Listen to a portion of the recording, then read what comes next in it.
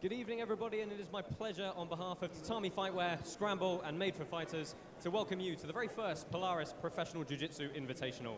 We're here in the stunning St David's Hall in Cardiff, Wales, where tonight 16 of the world's best grapplers will go head-to-head in 8 exciting submission-only bouts. My name's Josh Palmer, and joining me to bring you all of tonight's action, mixed martial artist and UFC veteran Slick Nick Osipchek, and the founder of the Jiu-Jitsu Brotherhood, Nick Gregoriadis. Nick, I'll start with you. Some fantastic matches on tonight's card. Tell me what you're looking forward to.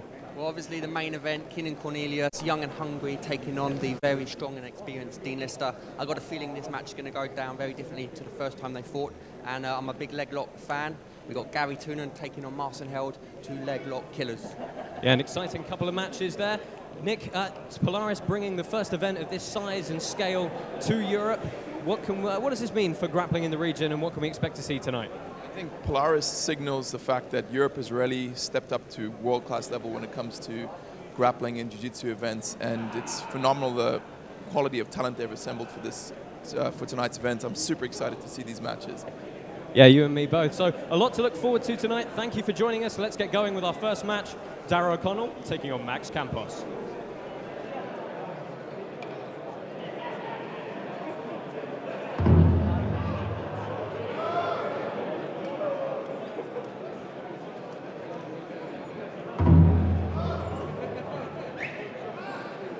Ladies and gentlemen, boys and girls, may I have your undivided attention?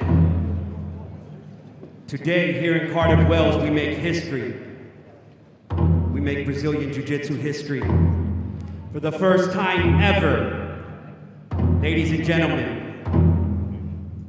here are our Polaris competitors. From Ireland, Darragh O'Connell.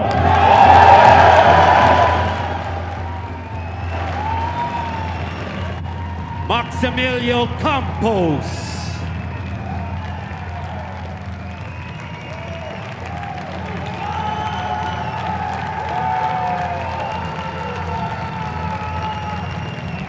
Victor Silverio.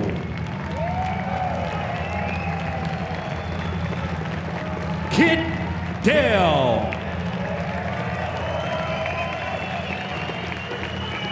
Angelica Galvao.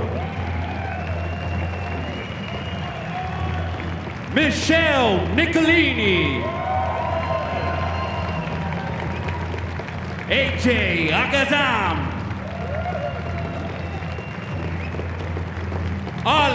Geddes.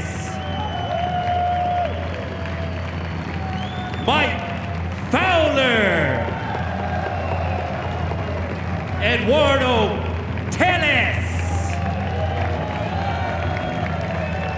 Pablo Popovitch, Eduardo Teta Rios, Marcin Garry Tonon, Keenan Cornelius,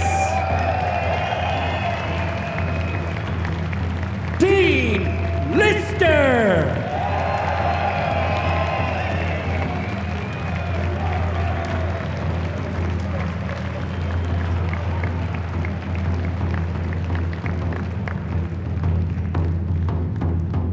Ladies and gentlemen, with all your love for Brazilian Jiu-Jitsu, make some noise for your first ever Polaris Warriors!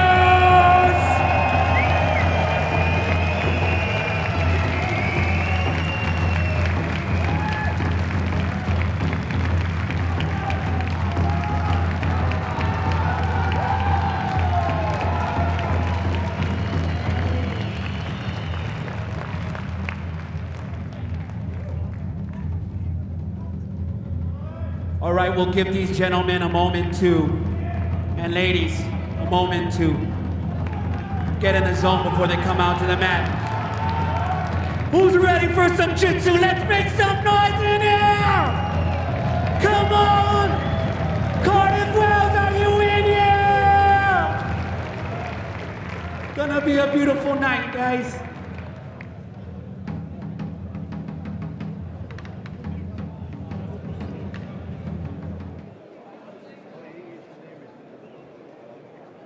Ladies and gentlemen, your first match is a gi fight.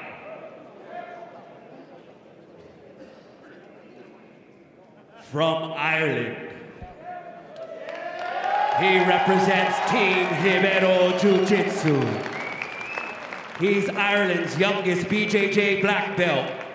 He's a London Open multi-gold medalist. He's the no-gi European champion. Make some noise for Darragh O'Connell!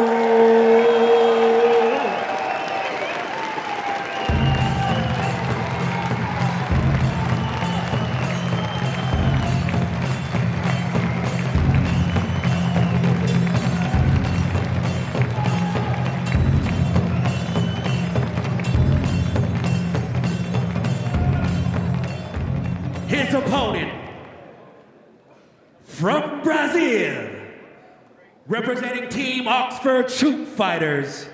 He's a multi-British Open champion. He's the European no-gi champion. He's a London Open champion. Make some noise for Maximiliano Campos!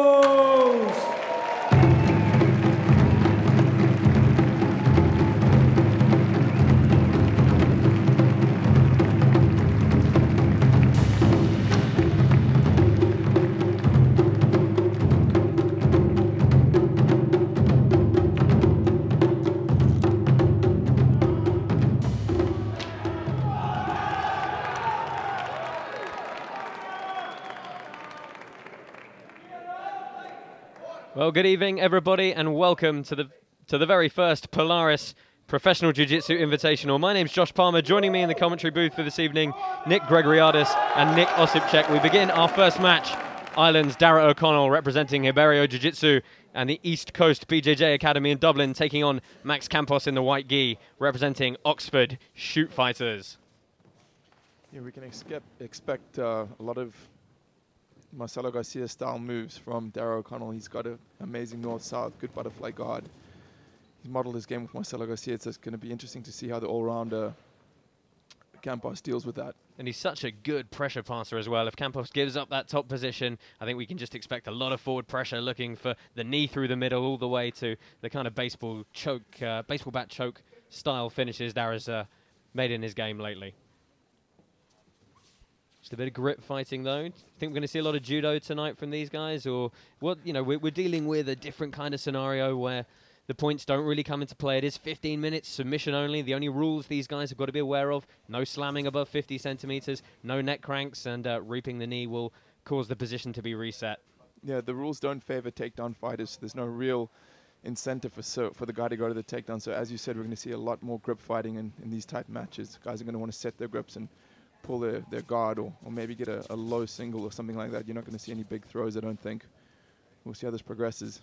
How much of a feeling out period do you expect, Nick, in this? Both these guys a little cagey at the start, playing a little bit of open guard, but just fighting for grips again on the feet now. Yeah, you're right, Josh. I mean, there's obviously a lot of respect between these two fighters.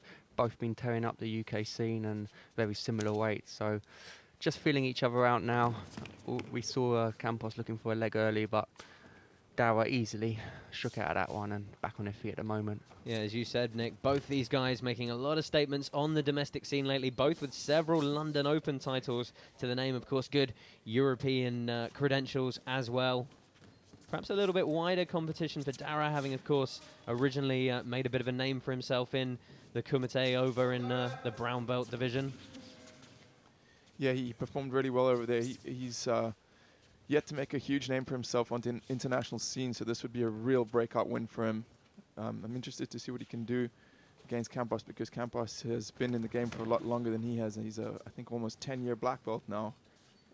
It's, I guess, the classic case of youth versus experience in this match. Yeah, actually got his black belt in 2007. Started jiu-jitsu all the way back in the year 2000. That was thanks to his twin brother dragging him along to his first ever session. As we see Max pull into an open guard here. Yeah, Darragh's going to maybe try to knee slice through this. It looks like it's the perfect setup for that. But obviously he's got a strong defense with that top knee. He's going to make it very difficult. Max is going to make it very difficult for him to do that. We'll see how he deals with it. If you can just get those knees together, it's going to make the pass easier, but Max is going to make it very difficult for him to do that. And he's reset back to the full open guard. Nick, we know that Max has been training with the Black Thursday squad, a group of black belts in London who get together every week to really concentrate on focusing and improving their games. What's that kind of camp and preparation going to do for him here?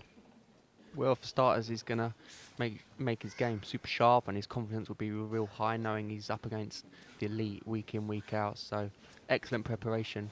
And I'll tell you what, I was speaking to him earlier today, and I noticed he had his newly born daughter along with him, so that's going to be extra motivation. Oh, good sweep from Max Campos, going inverted, coming to the top position. Crowd very intelligently acknowledging the sweep there. Yeah, it was a nice sweep, and pity it doesn't count for any points, but perhaps he's more comfortable fighting from this top position. That's probably what he was looking to set up as a... And it's going to be a statement, you know, he's sending a message out to his opponent saying, look, I can sweep you, I'm controlling this fight. Darragh just trying to keep his frame together here, keep some semblance of a defensive guard. Lovely grip through on the lapel, though. Yeah, he's looking to work the Ashigarami or the single leg X. We'll see if he can get it. It's a very compromised position for Max, standing up like that. Balance is difficult to maintain when a guy's fighting from the position that Darragh's in. I must admit, in all the time I've seen Darragh fighting jiu-jitsu, it's very rare I see him on his back. I usually see him passing, looking to be aggressive, looking to be forward, but he's got to be a little careful here. Just waiting to see if we get a change of tempo from one of these guys, suddenly try and explode through the position, get something a bit more dominant. But a lot of time still to go in this matchup here. Yeah, it's quite a precarious position for Campos because his hips are situated directly over Darragh's hips, so he's got to really watch his balance here, but at the same time he's constantly threatening the pass. This is an interesting position. We see it a lot in modern jiu-jitsu. Tell you what though, guys, such a momentous occasion here at Polaris #1. These guys being the first match, they've got to be feeling the pressure. Yeah, absolutely. We're certainly we're very privileged to be here calling the action for you. We're happy you could join us. Do, of course, get the action going on Twitter as well, #Polaris, or you can join our official chat partner, #jack.slack.com. Head over there, get yourself a membership, and join in the conversation. Darragh, I noticed, had a lot of support. He's got his own academy in Dublin, East Coast Jiu-Jitsu Factory, and a good number of supporters come along to watch him here. Darragh's starting to attack with a straight foot lock. We'll see if he can pull this off. Really established that X-guard position very nicely. Went to the hip, went right to the knee, and really took Max off balance. See our referee, David Anuma, just trying to reset the position in the center of the mat. A lot of space to play with here, but somehow the guys do manage to find their way to the edge every now and then. Yeah, restart in the same positions when the fight reaches the edge of the match. This might turn into a leg lock battle now. Got a feeling we're going to see a few of those tonight, guys.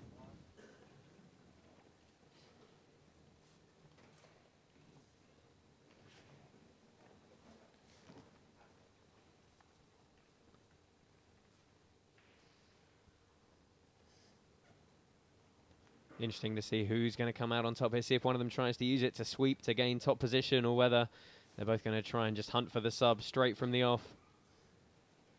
Can't quite see who's got the more offensive grip in this position. Yeah, it's a very negative or stale position we see increasingly in the modern game.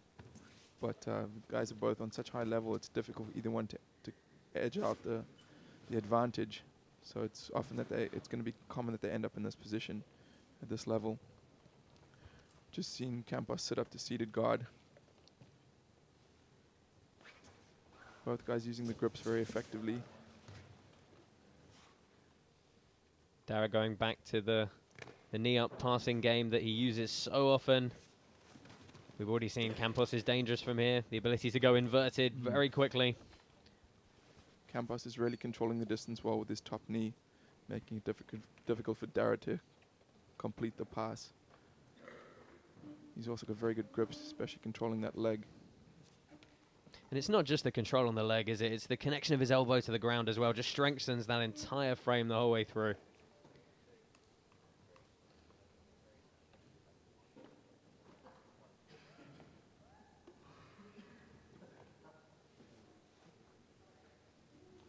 Do we think we're going to see Max look to go inverted again? Is that really the type of game he's... Well, answered my own question there, haven't I? So interesting to see how different the game is without the points. It's going to be interesting to see as well how their strategies start to show themselves as the minutes pass by. Maybe some of these guys will be saving themselves for the last 5 minutes or whatever, and then really start to up the tempo, push the pace, and look for the finish. I have a feeling both guys are going to have phenomenal cardio coming to this one. I know the kind of training sessions they've been putting in preparation for such a big occasion. Yeah, these are highly conditioned athletes, no doubt.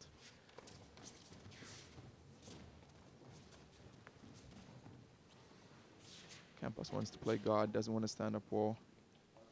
Well, Darragh's got a very strong rugby background, so I'd like to see him put in a strong double leg at some point. And there's Darragh trying to control that foot. He knows if he can get that foot between his hips, he's going to have a higher chance of passing. Campos is thwarting him using the lapel. Seeing a lot more of this type of lapel guard. Of course, Keenan's worm guard we thought we might see tonight. That match, of course, now no-gi. But Campos going inverted again, looking for the sweep, and again coming up on top. Very nice. That was beautiful.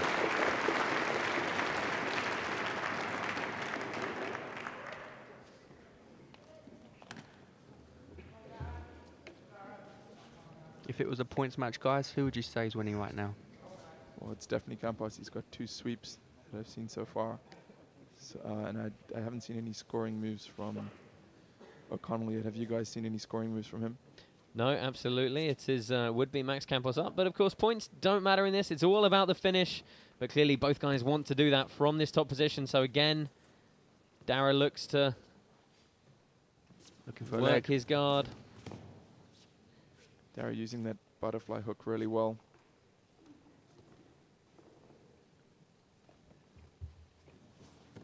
Constant pressure from Campos.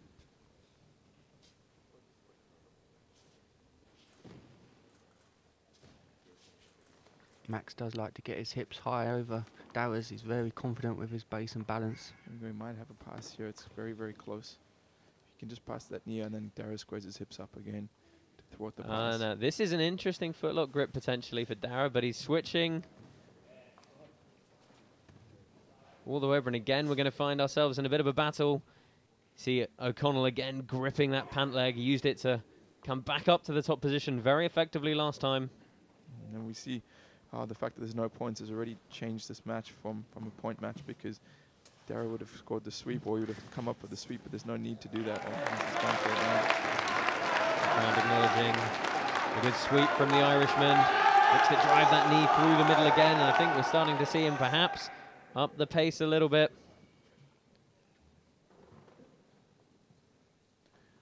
Passing the guard at this elite level is such a difficult task. Guys, should there be a countdown clock on the screen? Because we're not getting any. And a few people on social media are saying, shouldn't there be one?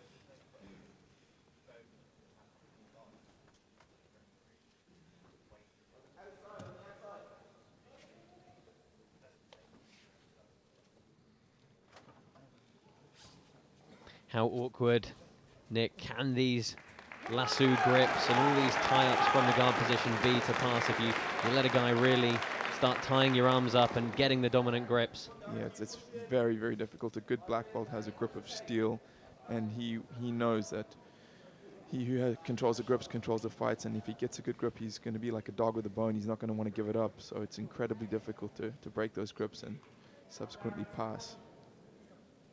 Referee David Anuma just resetting the fighters again in the middle of the mat. Once again, O'Connell looking to pass a little bit more decisively now. Yeah, he's stripping that grip really well, using his knee to pop it off. Campos so tricky with his leg circling. Bit more fire in Darragh's eyes now, starting to put a bit more strength behind his techniques. I think almost a look of frustration when Campos conceded to stand back up there. Marching the Brazilian down now. Yeah, Campos is backpedaling for sure. Looks like he might be gassing a little bit. His footwork's getting a little bit sloppy as well. Darragh's looking fresh on the other hand.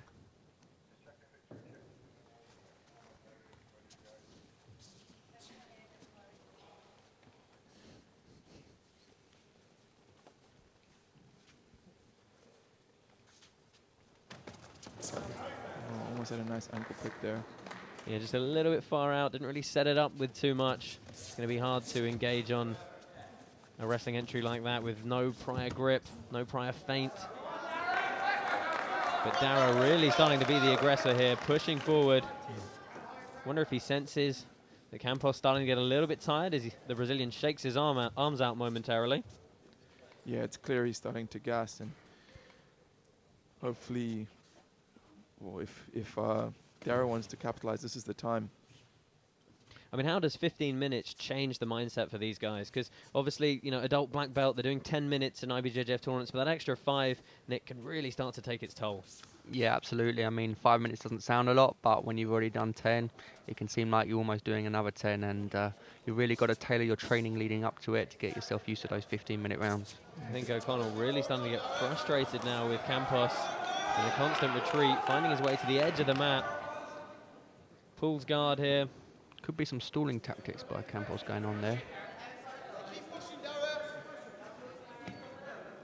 Really aggressive top game from Darragh O'Connell now, trying to control the legs, trying to find that knee through the middle. I'm quite surprised there haven't been that many footwork attacks. Players using his open guard so much, it does leave him vulnerable to Look toe at Campos holds. taking a breather, guys. This is strategy. Yeah, it certainly is. Common thing you see training and tournament all over the world. I want a few more seconds. Quick, let me tie my belt. Some people claim that that's why the Brazilians love to train in the gi. Gives them a little bit of extra time to rest during sparring. Well, we reset.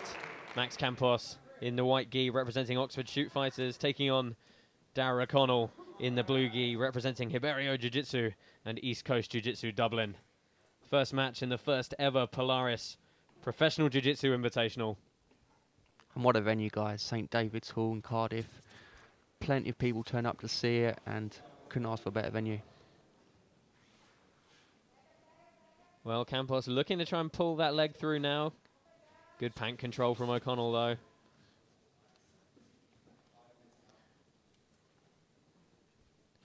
Campos comes up on top. We're going to see if he's got gas in his tank to start to push the pace and try to pass the guard. But again, it looks like he's really trying to slow things down. I mean, it's one thing, isn't it, to get up and get that sweep, but if you don't immediately start trying to pass and get that transition and you let the other guy establish his guard structure, you've just made your job a whole lot harder, haven't you? Exactly.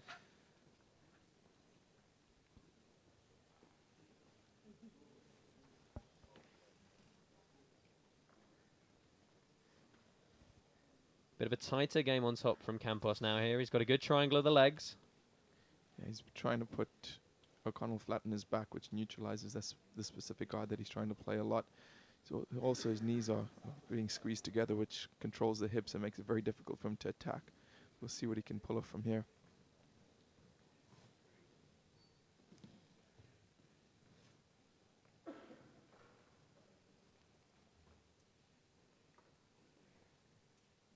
Well, all of a sudden, a totally different style from Max Campos. Could potentially pay dividends for him here. And you see O'Connell grimacing, trying to find his way to create some sort of space, get some sort of guard retention going. He's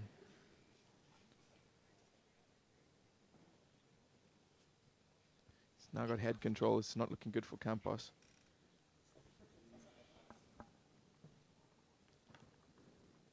Campos, I think, as we perhaps expected at this point, taking his time, being very slow, very methodical. Yeah, if he drives his shoulder into the jaw of O'Connell, it's really going to make it difficult for him to do anything. So Campos is starting to take control of this match. We'll see. O'Connell might pull out a big sweep from here. He has an opportunity for a sweep. Right now he's off balancing him a little bit.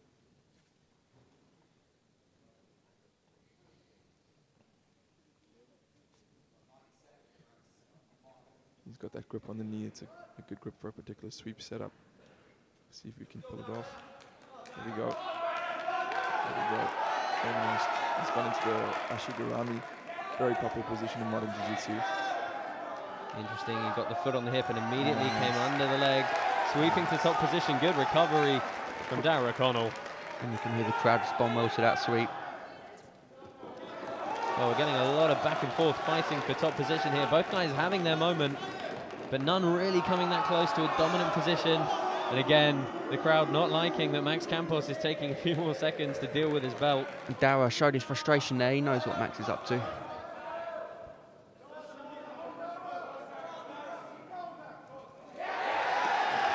Oh, and Darragh exploding into a pass. Campos able to recover, though.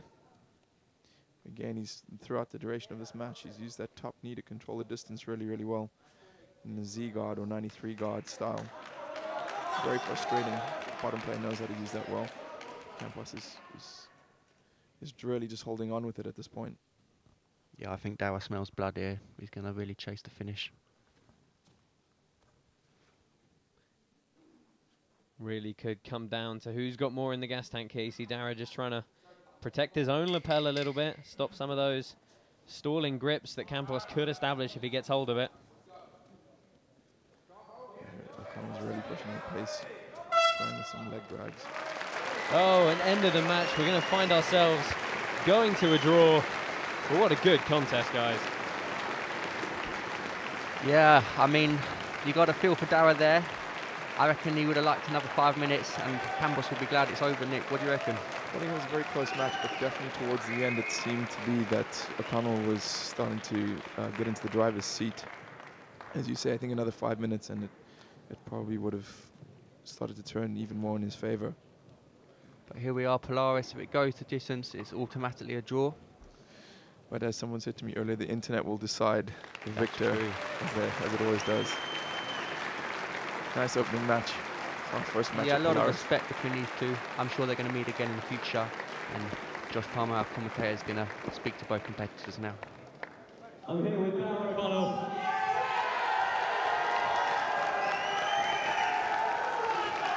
A lot of crowd support in the house here for you. Give us your thoughts on that fight. It looked as though you were getting a little frustrated towards the end there. I just wish we had more time, you know. It takes a while sometimes to feel it out, you know, especially like it's a big show. There's a lot on the line, and I just feel like if we had a little bit more time, you know, it could develop a bit more. I was taking a while to find my passing rhythm, you know, find my position. But man, Max's guard is so good, you know. He's an incredible competitor. I was very, very worried about the leg locks. I trained a lot of my students, you know, to defend the leg locks. That was something I was very cautious of. Sometimes I was giving up the top position because when he spins like this, he's very good at the 50-50 ankle lock. So you have to play to your strong positions. And it was a huge opportunity here to compete, you know, on such a huge show in front of all you guys on the stream and everything against such a high-level competitor. You know, I'm just so happy to be here. I might have been getting frustrated, but never at anyone else, just myself, you know, just not getting good enough position and being annoyed at myself, not anyone else, you know, so sorry if I came across like that.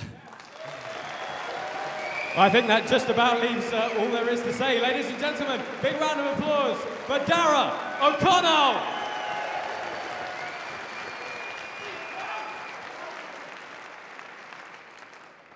I'm here with Max Campos. Max, give us your thoughts on that fight. So, this guy, Darragh, thank you for agreeing with this fight. I felt the guy is so strong, very good pressure on top, have amazing jiu-jitsu, very good. You have a very good training camp every Thursday down in London. How has that been helping you prepare for this? Yes. All Thursday I'm going to London for training with my mates, in black belts only, brown and black belt. This is, I think, the best training in UK, helping me a lot. Ladies and gentlemen, Max Campos!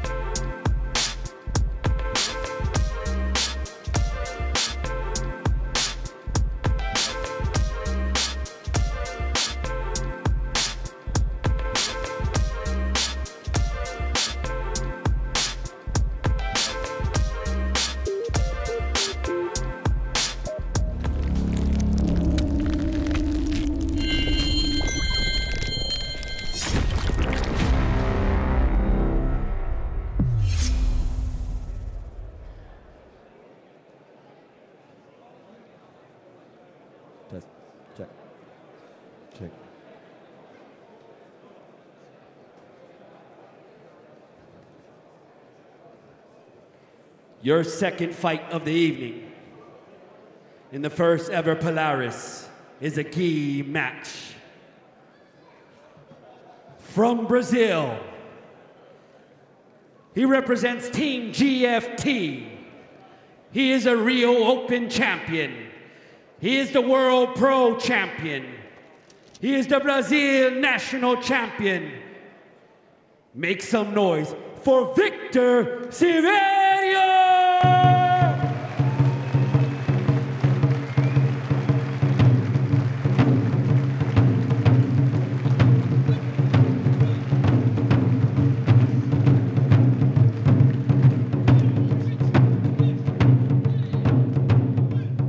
His opponent, from Australia, he represents Team Checkmat. He is a 9-time Australian champ. He is a 2-time World Pro champion. He is the Asian Open champion. Make some noise for Geddes!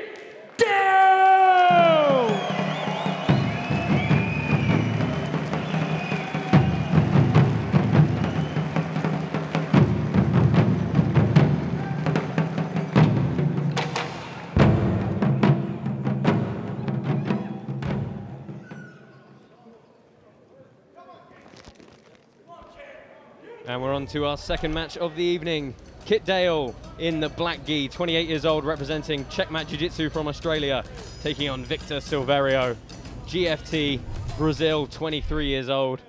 Slightly younger of the two fighters. He's wearing the blue gi this evening. Our referee for this match will be Nicholas Brooks. And Nick, you've spent a lot of time with Kit. You've released some content on the internet together as well. What can we expect from him here tonight? I think it might be a tough one for Kit tonight. We know that when he arrived in England, he immediately contracted tonsillitis and he was hospitalized. This was just over a week ago, and then he rolled his ankle in his training camp a few days ago. You can see it's taped up. He's limping a little bit. So we'll see if his opponent is a gentleman and doesn't attack that ankle. Then I'm sure he's going to have as good a chance as anyone. But either way, it's going to be a tough match for him because Victor Silverio is a very aggressive, very hungry jiu-jitsu fighter. Nick, you've spent a lot of time in promotions like the UFC, fighting in some very oppressive environments against some huge opponents. If you knew your opponent was injured like that, is that something you'd seek out? Absolutely. I'm not going to lie to you, Josh. I mean, depends how hungry you are as a competitor, what your ambitions are. In something like MMA, you can't afford to show any signs of weakness, and if you smell some, you've got to go after it.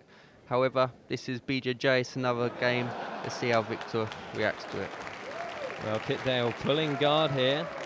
That left foot we saw taped up, currently under the armpit of Victor Silverio. Yeah, it's going to be very difficult for him to do anything other than pull guard. It's going to be hard to stand on your feet and fight when you've got an injury like that. So it's probably the wisest choice. Although he is opening himself up to a straight foot lock there. I don't think it would take much pressure from Silverio to get the submission with that. Well, let's see if he's aware of that. Of course, Kit Dale coming off a disappointing performance at the last Mesa Morris against Garry Tonon, who of course we're going to see later on this evening against Marcin held. Victor Silverio, though, since we saw him in the brown belt come and say a couple of years ago, he's really pressed forward, become very aggressive in competition, and we're seeing some of that passing now. And there was a very nice athletic kickback he used to clear the hook. You can see he's got very explosive power. He uses his hips in a very dynamic fashion. Tough fighter. Now he's squeezing Kit's top knee towards the ground. Again, that's one of the key things we're going to see here tonight. A lot of guys defending with this Z guard, 93 style guard, and if you can just take care of that top leg and that top knee, you completely neutralize that. He's squared his hips now, which is, again, another correct thing to do in this scenario. If you square the hips up, it takes away the power of the Z guard. Dale perhaps looking to wrap up the lapel in some manner. I think this is another example of a huge experience differential. Kit Dale lauded as being one of the guys who progressed very, very quickly. Of course, Victor Silverio started when he was just 15 years old. Got his black belt December of 2013. Yeah, only 23 years old. Absolutely coursing with testosterone, and you're at your athletic peak at that age. It's going to be a handful no matter what. Top position here for Silverio, looking to drive that knee through the middle. Position we saw frequently in our last match between Max Campos and Darragh.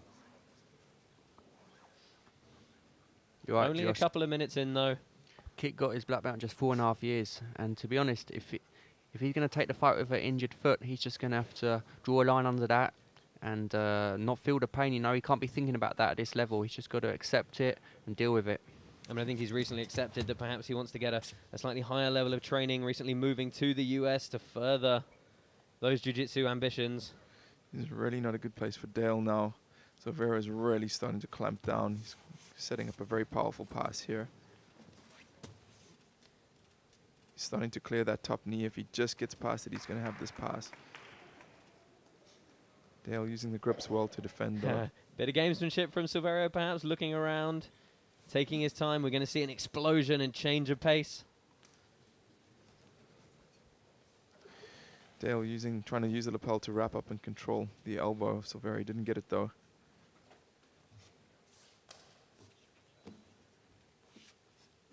See, those hips are just getting ready to explode forwards.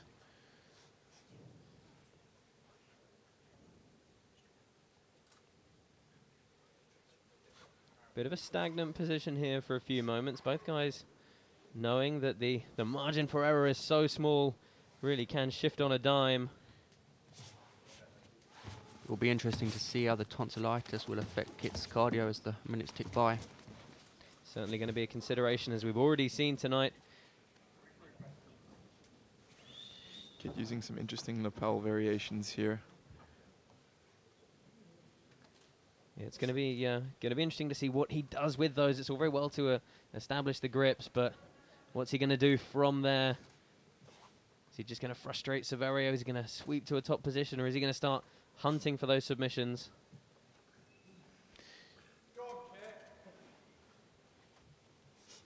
Stretching out to make a little bit of space. Wonder what he's going to set up. He might be trying to sweep him over to his right side. That's where the hole is. Again, that powerful kickback from Silverio. Yeah, huge back step. He's got to control the legs on the way round here, though. This is not good for Dale. Constant pressure, switching of the hip, changing direction laterally. Very confusing and difficult to adapt for your opponent on the ground. Yeah, Darragh did a good job of framing on the head, though. Keeping Silverio at bay for now. But perhaps, I think, Nick, the momentum in this one really going the way of Victor Silverio at the moment. Yeah, absolutely. He looks like the predator right now, and he's determined to get that pass. And I think it's only a matter of time, to be honest. Kit's very wily jiu-jitsu fighter, though, as we all know. He's a big proponent of conceptual-based jiu-jitsu, and he's always thinking in new directions. You can never underestimate a fighter like this. Again, a brief scramble, but Dale managing to retain that guard. See if we see another kick-back pass from Silverio. Already seen the kind of explosiveness he can have in those positions.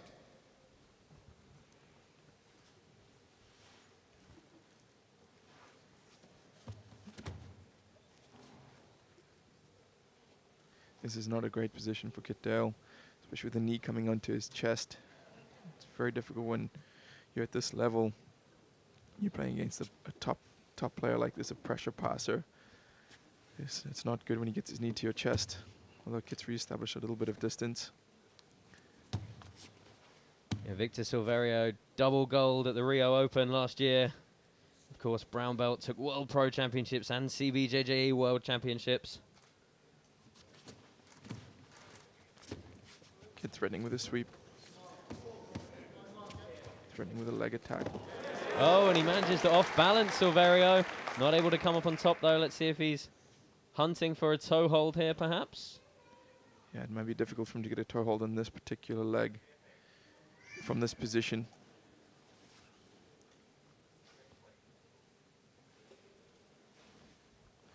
Kit might try to clear the legs and come up, but it's going to be difficult with his leg through the middle like that. Not wise to start a leg lock fight now when you've got an injured ankle. We saw in the last fight, we're seeing again here, both guys making such strong grips on the pant legs, because control of the legs on your way up is so important, isn't it? Definitely. Kit's figure forward onto his knee over here. Bit of 50-50 guard here. This can be a very frustrating position for the top player. Halfway through this match now. 50-50 can, without the use of heel hooks, become a little bit of a stagnant position. Kid smiling, always a good sportsman. I think this slower pace is really going to suit Kit, and Victor needs to start pressing the pace. Got to take advantage of the fact that Kit wasn't coming into this 100%. He's still trying to work that 50-50 position, trying to push the knee out to the left and maybe off-balance him. Very precarious position for the fighter on the top. As you say, if he hasn't got the option of heel hooks. Difficult for him because whenever he wants to set up the pass, he's always in danger of losing his balance. Yeah, all Kit Dale's got to do is really extend his hips, and he stands a good chance of sitting Silverio all the way back down. Kit's created a nice angle here. We'll see if he can capitalize on it, although it will be difficult, as Silverio has his left arm out to base.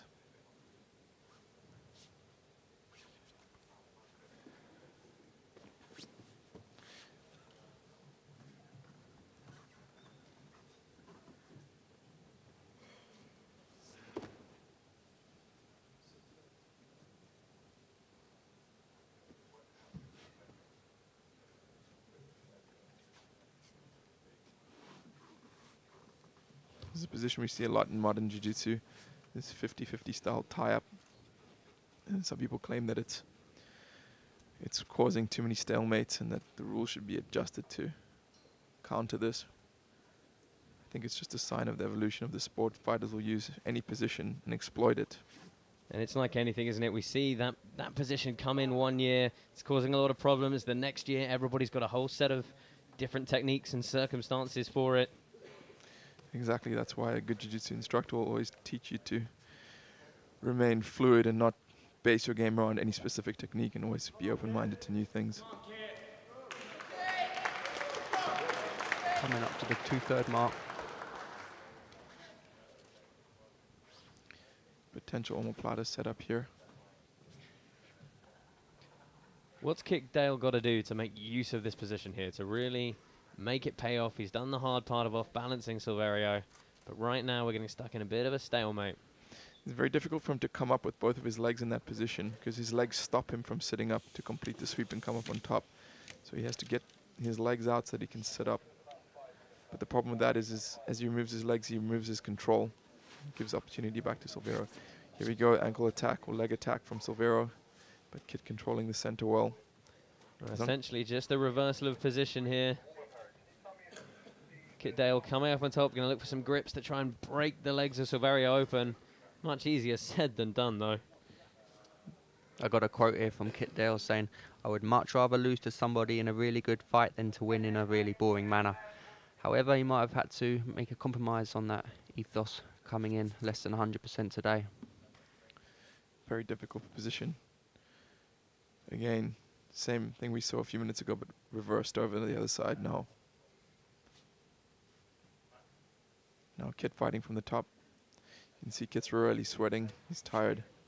But still, he's playing a smart game here, neutralizing Silverio to a large extent. He's sweating, Nick, yeah, but he doesn't seem to be breathing too heavy. It could just be the lights there underneath. I think he's still got a bit of gas in the tank yet. Could be. He's played a very smart game. Perhaps he was looking around for the clock. Well, Kit trying to come back on top now. We see the power in that 50-50 guard, and Silverio choosing to disengage here, back to the feet. We know Silverio has some very aggressive and strong grips standing. A lot of guys in GF team choosing to fight very aggressively for those takedowns. Kit keeping that injured ankle back, protecting it. He knows a standing fight is not what he wants right now. Good chance of him jumping guard again here. He has to be careful not to open up for the pass as he does that. He's favoring that ankle, obviously. I'd be threatening at least to sweep that damaged ankle as a distraction at the very least. 2.5 minutes to go in this match. Quite interesting that Silverio hasn't made any attempts to use the Ashiba Rai or ankle picks or any sort of attacks on that injury of Kit's. Maybe I spoke too soon.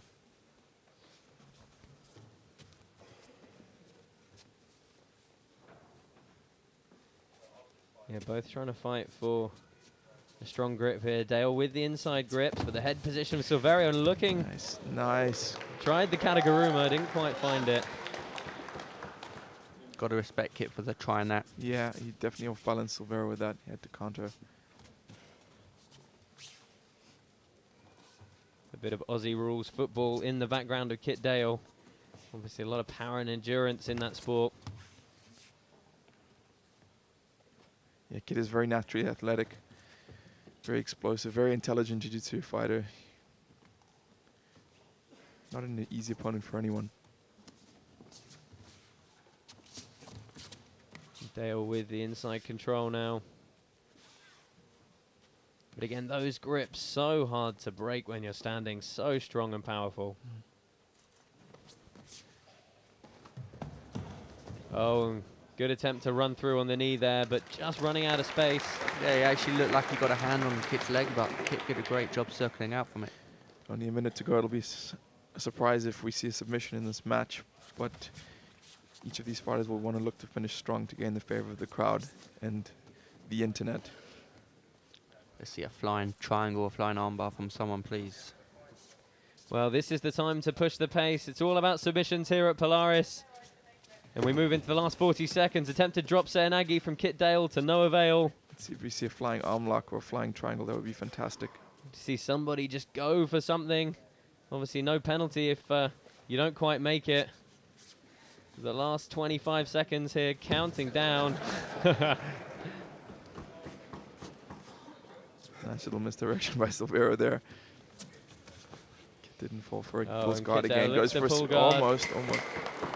Into the leg lock position, but I think we're going to run this one out of time. Dying seconds as Victor Silverio. Well, Kit Dale looking for the ankle lock, but perhaps a little bit too little, too late. And our second match here at Polaris goes to a draw.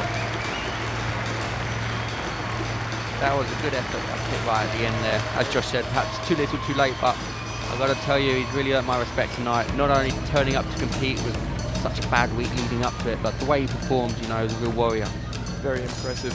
I wonder if Silverio was being a gentleman and not attacking that ankle. Either way, it was an exceptional performance by Kit Dale. He really seemed to neutralize Silverio, who's a more explosive, some would say more powerful fighter. Very, very interesting match. So that was 2 fights, 2 draws. Let's go to Josh Palmer. He's going to speak to both fighters.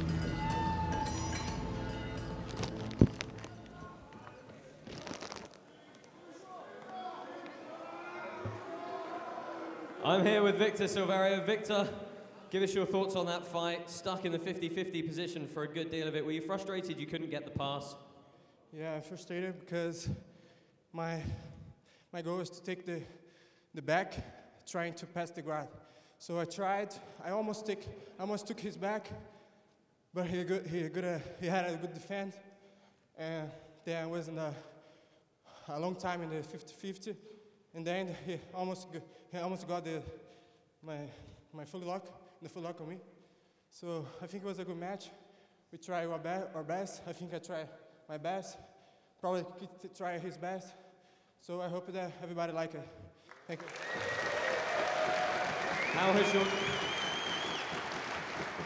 How has your trip been here to Cardiff and your experience with Polaris? Polaris is a big event. I was expecting something big, but it's more bigger than I was thinking. So sorry about my English because I'm retired. It's gonna be hard to speak in Portuguese, that is my language, and more in English, you know. So sorry, I'm really glad to be here, UK. Ladies and gentlemen. Thanks for every UK friends that are here today, and every UK friends and everybody in the roads that seen the pay-per-view, okay? Thank you, guys. Victor Silverio, ladies and gentlemen. I'm here with Kit Dale. Kit, give us your thoughts on that fight. I've got to ask, you came into this with a couple of injuries. Obviously, your ankle is taped up. Were you surprised that he didn't attack that ankle at any point? No, I didn't expect him to attack that ankle. Victor's he's a game fighter, and I know he wants to win, you know, the best way he can win. And I know he wouldn't have felt good attacking a bad ankle as well. So I didn't feel like he was going to attack it. The tape was just so I didn't hurt it myself. But no, he was cool, man. He respected I had an injury and tried to win it fairly, which is really cool. How was your preparation for this one? Because getting to the end there, you were both fighting hard for that takedown, but just not able to generate the power needed. Yeah, it's hard, you know, 15-minute rounds, a long round. I don't think a jiu-jitsu match should go longer than 5 minutes, but that's me. And I was trying to look around for like a timer, hoping there was a timer. And it was like every now and then I could hear someone in the crowd say like how long it was. So it was kind of hard to pace myself. Plus, you know, I was worried I didn't want to burn out really early and then get demolished for the rest of the round. So we're both fairly passive for a while, just trying to tire one another out and try and find something. This isn't your first experience with submission-only matches. Are you enjoying this rule set and this kind of setup? Yeah, like I enjoy it. I think like me and Victor are both made for points games at the moment. We play the point system really well, the control. So I don't think it's either of our best game, but it's still enjoyable and it's something else to play around with. Yeah, that's pretty much it. Ladies and gentlemen, Kit! Dale? No, can I just, before I finish, can I thank the boys at Hollywood BJJ for helping me prepare for this? I was in LA. I didn't have a lot of good training partners, so thank you for them. Plus the guys at London Fight Factory and London Fight Zone for letting me train there. Plus Victor for an awesome fight, and Tatami as well, and Polaris putting the event on. Thank you very much. Ladies and gentlemen, Kit Dale and Victor Silverio!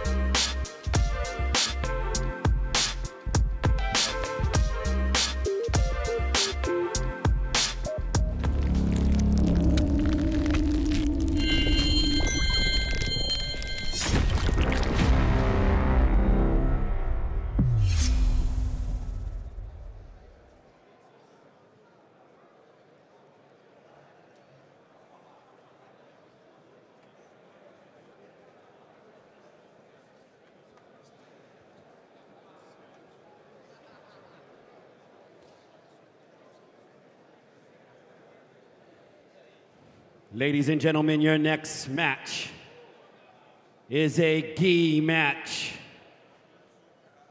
proving once again that jiu-jitsu is not just for the boys. She comes from Brazil.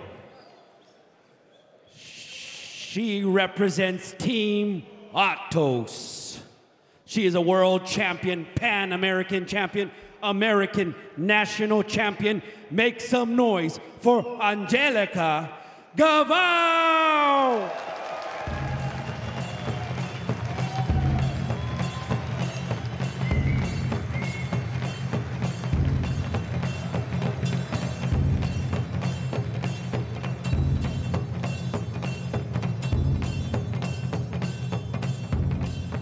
Her competitor also comes from Brazil, representing Team Checkmat. She is a 7-time world champion, She is a 3-time Pan American champion. She is the European champion. Make some noise for Michelle Nicolini.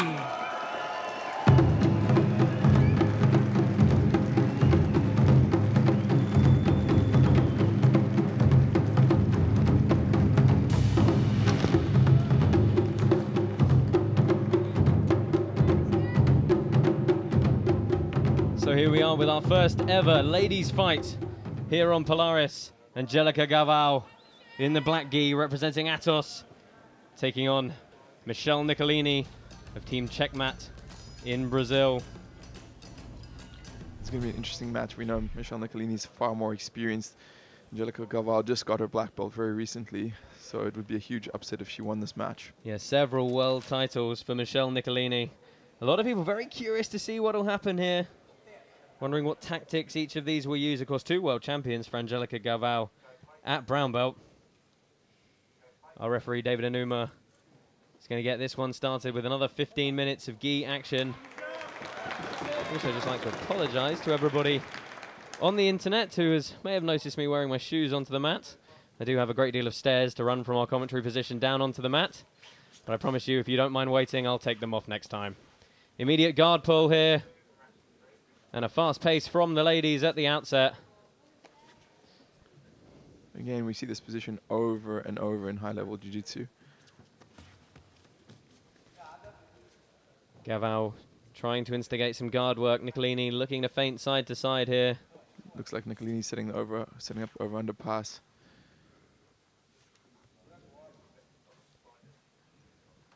Very composed look on the face of Galvao. Breathing through her nose, relaxed. Galvao, one of a few members of Atos fighting here tonight, and has her husband Andre in the corner. Yeah, I mean, what a team that is. Just a murderer's row. JT Torres down there, Keenan Cornelius, of course, in our main event tonight. Sudden change. He's taking on Dean Lister in a rematch of their 2013 Abu Dhabi match. But both ladies very calm here. Seated position for both, fighting for grips at the moment. Nicolini, of course, known for her guard work. Tries to invert, but that's stuffed by the hips of Galvao. Been seeing a lot of shin-on-shin guard from Michelle Nicolini recently. That might be why Galvao is not wanting to accept, but she's climbing for a triangle here. Defends the triangle well, putting her leg across. But once it's clear, she's going to be in big trouble. Yeah, that leg really protecting Angelica Galvao now. Crooked guard with an aggressive grip on that sleeve for Michelle Nicolini. Clears the leg, looks to sit up. Galvao really in trouble here. Clasping her hands together to defend. Now she's in the mount. No, she defends the triangle. She's looking to escape the mounted position, but only 2 minutes in, and Michelle Nicolini's found herself with an exceptionally dominant top position here. It's nice high mount as well. Looking to move further up even to make it even more difficult for Galvao. Nicolini with a pro MMA record of 2-1. And I really like to see the competitors that also dabble in MMA, and I think it shows through in their style, you know, a little bit more aggressive. Yeah, I'm sure that's brought an entire new focus to Nicolini's game. Of course, that MMA competition doing very well at the moment, but her focus, of course, here for this tonight, been doing a lot of training down in London for this fight camp. I'm sure Robert Drysdale, perhaps watching this back in the States eagerly. He, of course, giving her black belt. Nicolini keeps it threatening with the choke, making it very difficult for Galvao to start her escapes. She's constantly having to worry about that hand going into her lapel.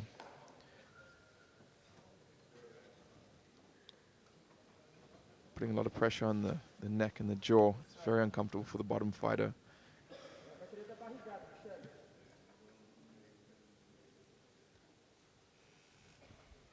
I would say this is one of those scenarios where perhaps we're not seeing as much activity from Galvao in defending this position as we might, were there the shorter time periods or the more of an impetus on a points game.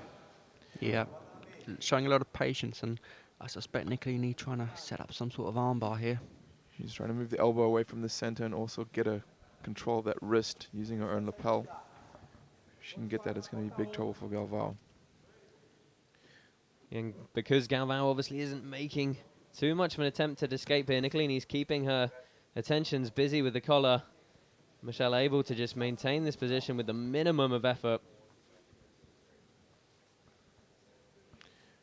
And to be fair, Galvao's not really using much energy to try and escape at this point.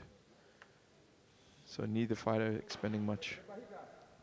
Both probably still have full gas tanks, ready for a powerful scramble if it comes to that.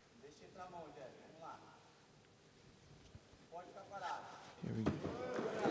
Well, looking at climb the legs, just off balance though, and Galvao established on top, close guard for Nicolini. But of course she'll be perfectly content to be able to put this guard to work again. Yeah, Angelica's patience really paid off there. She timed her bridge and roll and made sure that she didn't fall into another submission immediately after the escaping the mount position.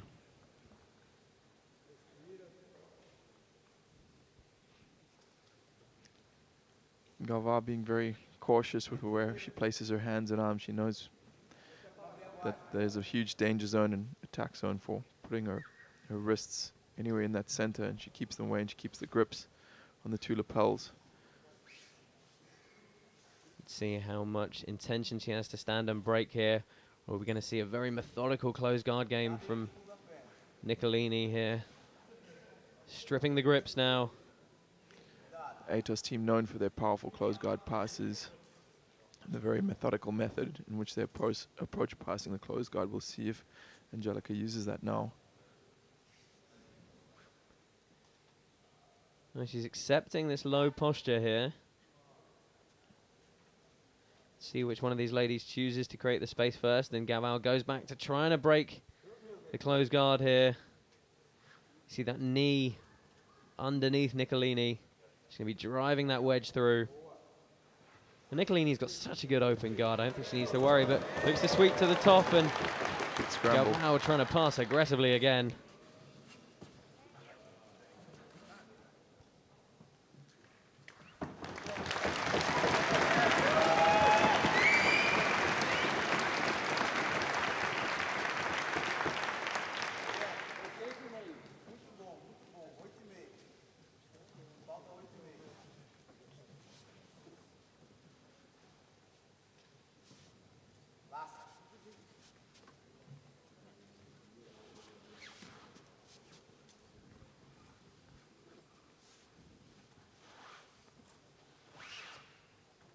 Again, this leg lock style, 50-50 style tie-up from both these fighters. Been seeing this a lot tonight. Both fighters in that seated position looking to engage. Do hope you're all enjoying the live stream here from St David's Hall in Cardiff. This is the third fight on the first ever Polaris Professional Jiu-Jitsu Invitational. Michelle Nicolini in the grey gi versus Angelica Galvao in the black gi. Josh Palmer, Nick Gregoriadis, and Nick Osipchak calling the action for you here. What a dogfight between these two ladies. Nice scrambles. And immediately Angelica Galvao looks to pass. No time in that transition at all. Fantastic passing. She's also closed down the roll to the knees as well by controlling Nicolini's knee, stopping her from turning over. Using head control there as well. It's going to be interesting to see if Galvao can complete this pass. Just taking a moment to breathe and staying very tight on her opponent. Galvao is really impressing me in this match. Michelle almost looked surprised how that came about. Yeah, you're right. Galvao did a great job, excellent hip pressure as well to prevent the escape straight away, but it wasn't long before Nicolini recovered. Now it's back to drawing board for Angelica. Well, after a good start for Nicolini, Galvao almost taking a dominant position of her own, but we're over the halfway mark. 5.5 minutes left in this one.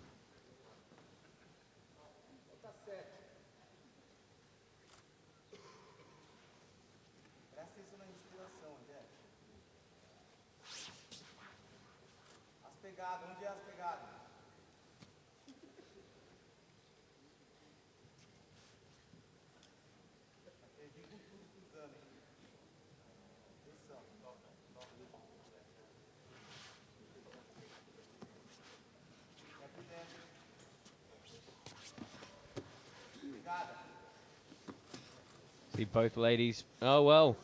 Michelle toe looking to go hold. for the toe hold. She's known for them. It's straight at the... Oh, she gets the tap! Michelle Nicolini wins by toe hold at the 9-minute mark. She's known for toe holds, and what a fantastic submission that was. Yeah, kind of came out of nowhere. They were in that leg lock position we've seen all night, but I just don't think Angelica was expecting it to be a toe hold. It's really cool to see how the most exciting match, or the match that's gone to the finish tonight, the first one we've seen is from two women. It shows how far the ladies' jiu-jitsu has progressed. Not a completely unexpected result. Nicolini by far the more experienced of the two competitors. Although Galvao looked really good up until that point. Good match. Yeah, hats off to Garvao. She did very well up until that point, as you say. Nicolini just got an amazing amount of torque to finish that toe hold. She tried to roll at one point to get her legs involved, and then she decided, nah, I'm just going to crank it on. And before you know it, Galvao was tapping out. Yeah, when leg locks come on, they come on real hard, and you don't want to be trying to hold on. Here's Josh with the winner. Michelle, I'll start with you. Winner by submission, toe hold on the 9-minute mark. Give us your thoughts on that fight. Yeah, I just came for do my best. Really happy that I could get the submission. First one for the night. Turned really hard for this. You can ask my teammates. And yeah, thanks Angelica to pick up the fight, and thanks everybody to come and to watch. And thank you my team in Brazil, the house, checkmate. Very happy. You've been doing a lot of training in London for this. You've also recently been doing very well in your MMA career. How has that changed your focus on your style of jiu-jitsu at all? I had to plan my schedule, my agenda for the whole year, and then I know when I can do MMA, and then I try to put together. It's like or one or other, so it's close to BJJ competition. I'm not gonna do MMA. You were the first ladies fight here on Polaris. You happy to come back again? I hope so, and I hope they keep open the doors for the female fights. Ladies and gentlemen, your winner, Michelle Nicolini. I'm here with our runner-up, Angelica Galvao. Angelica, what was going through your mind coming into this fight? You're fighting a lady who perhaps has a lot more experience than you in the black belt division. Yeah, sure. It was my debut at black belt. You know, it was already a big challenge on my hands. I knew how tough, and I knew how dangerous she was, and I knew also we couldn't make mistake. Unfortunately, I made a mistake, and that was it at black belt. That's what happened. I didn't make a mistake, but I'm really happy to breaking through this level of jiu-jitsu. Thank you, Polaris, for bringing our sport to a whole another level. And thank you for the opportunity. Obviously, you've got a very accomplished gym back home in Atos. You've got a couple of teammates on the card tonight. What's it like to come over here and fight as a team on this show? Belong to Atos is a great opportunity, you know, since my husband and I, it's just my husband, myself, and our daughter in the US, they're really like our family, and like they are all we have as friends, a family there.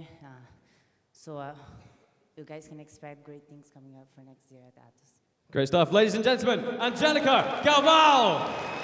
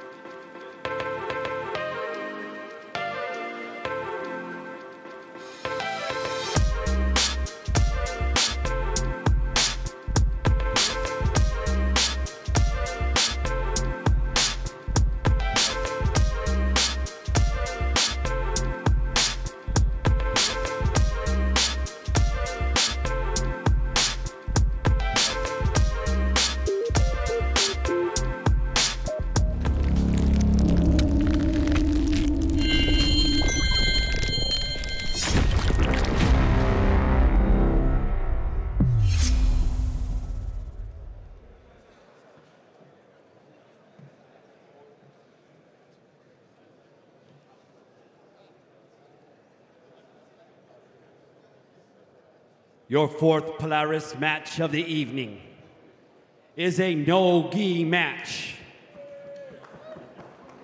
Coming to the mat first, from the United States of America, he represents Team Gracie Baja. He is a world no-gi champion. He is a Pan-American champion. He is an American national champion, AJ Agazarm.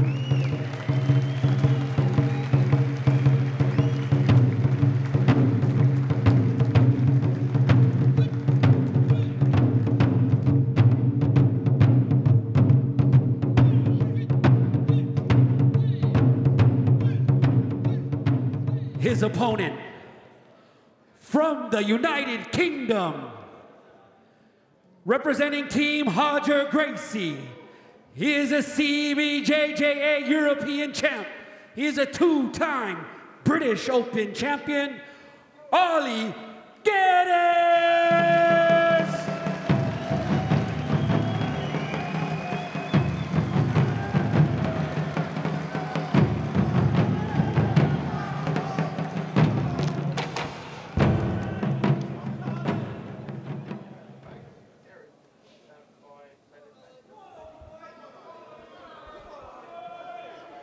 So on to our fourth match of the evening. Ollie Geddes from the United Kingdom, representing the Roger Gracie team. He's 30 years old, taking on AJ Agazarm from the US. This is definitely the matchup I'm most looking forward to. Classic style versus style matchup. Ollie is a much more complex bottom fighter, and AJ is a pressure top fighter. It'll be an interesting matchup for sure. And for those of you who don't know, these guys have fought 4 times before in various competitions. Agazarm coming out on top in all of those encounters, but always by points. Never able to get that submission. That's it, and most of those points coming by takedowns. AJ got a strong collegiate wrestling background, but as we say, those points are not going to count today. Ollie Geddes, mostly well known for his half guard game. He's going to go searching for that here, I feel. He's looking for the shin to shin guard. That's his current favorite position from the bottom. So he's going to try to bind on one of AJ's legs. I like the way AJ's bugging Ollie's head there. I like to see that kind of stuff, and it will distract your opponent and maybe even frustrate them. Those in the UK know that Ollie is one of the most technical black belts in the world. He's literally broken down jiu-jitsu into its smallest parts. Very, very sophisticated jiu-jitsu fighter. Whereas and immediately looking for the Kimura is Agazarm. Rolling with it. Nice escape by Ollie. Has to shake his arm out now. Anxious moments here. He's going to have to defend this armbar. Agazarm, much more physically imposing fighter than Ollie. Is always going to make it difficult for Ollie. Very aggressive early on here.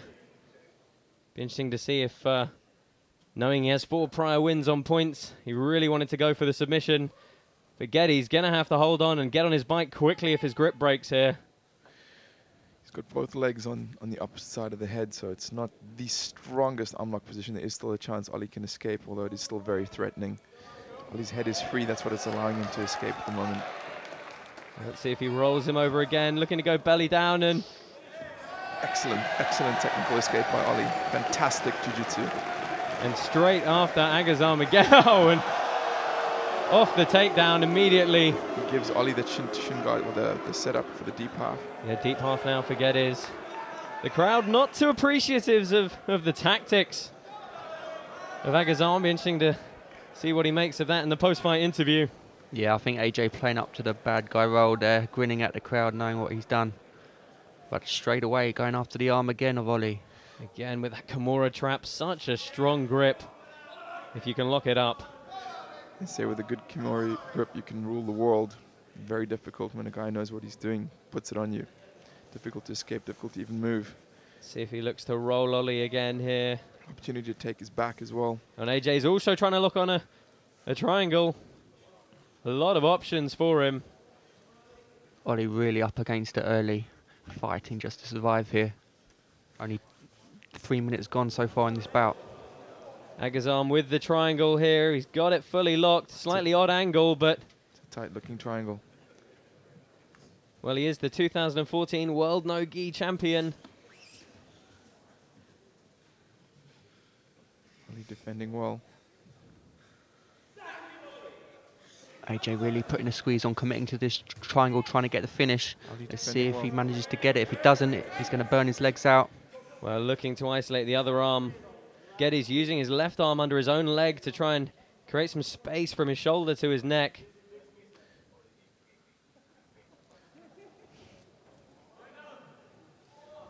And some more gamesmanship from AJ here, just slowly taking his mouthpiece out, examining it and putting it back in. Feeling very confident as we enter the 4th minute of this bout. Yeah, just goes to show how relaxed he's feeling right now, completely in control. Ali did phenomenally to defend that attack. Triangle looked sunk pretty deep, but he maintained his composure. Let's see if he can get himself out of this bind he's in now. You can never underestimate a fighter like Geddes. He's such an unorthodox game. He can tap you from the bottom of side mount using his patented squirrel lock. We've also, of course, seen that very strange, almost inverted knee bar, the dog bar that he looks for. But it may be something tricky that he will need in this one, because AJ Agazarm is really having his way in the opening stanza here. Ali's out of immediate danger because he has both of his arms underneath Agazarm's leg. Let's see if he can capitalize on this little exchange. Now this is Ali's strong point, back to the seated guard. And our referee, Nick Brooks, is going to reset us in the middle of the mat. The longer the fight goes on, the better for Ali. As AJ is a power and explosion-based fighter, which means he will tire more than Ali. Ali's game is built purely of technique. He's not a very attribute-based fighter. Well, and he's let Geddes establish half guard. He's looking for that knee bar here. You can see him just trying to extend the hips. If he can clasp his hands together, it gives him a little bit more leverage. This is one of Ali's, as you said, most powerful techniques, the dog bar. It really is a very tricky leg lock. I know Dean Lister has something very similar in his arsenal he likes. Agazarm starting to breathe a little bit harder. Speaking to Ollie at the weigh-ins yesterday, he feels his best chance of victory is choke. He just cannot see AJ tap into anything else, but here he's going for that straight ankle lock. One of Ali's favorite submissions. Well, rolling for position, Agazarm looking for the toe hold, and if he connects his hands, well, good scramble again from Geddes. Very exciting fight. You can hear the crowd responding to that action. Best fight of the night so far. AJ's got such a swagger about him, guys, don't you think? Yeah, very confident. Very assured in what he wants to do.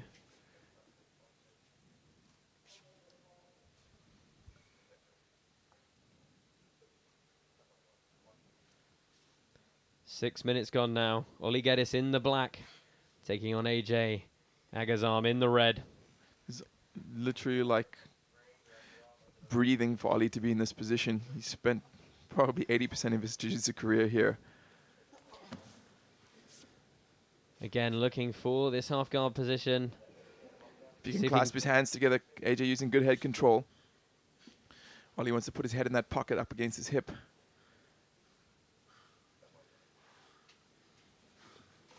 Good head control again from Agazarm. AJ just popping the knee up, looking to ride it on the chest here. Here's Ali with the underhook looking. He will probably try to transition to the shin to shin guard or re-attack with the dog bar again.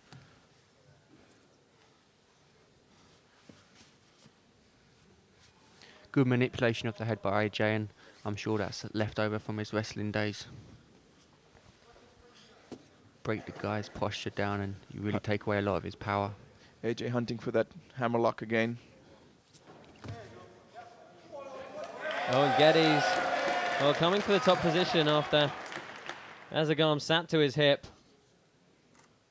Approaching the halfway mark in this match. Taking his gum shield out and putting it behind his ear. Well, that is certainly some gamesmanship.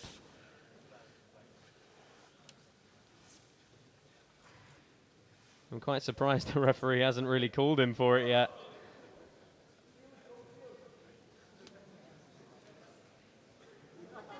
But we're seeing what the defensive guard of Agazarm is like for the first time here in this match. Yeah, much more top fighter than a bottom fighter. It's going to be interesting to see what he can do from the bottom. Well, again, perhaps looking for that Kimura. See him posting on that left wrist, trying to get the right over the top. Ali keeping his elbow tight to prevent that.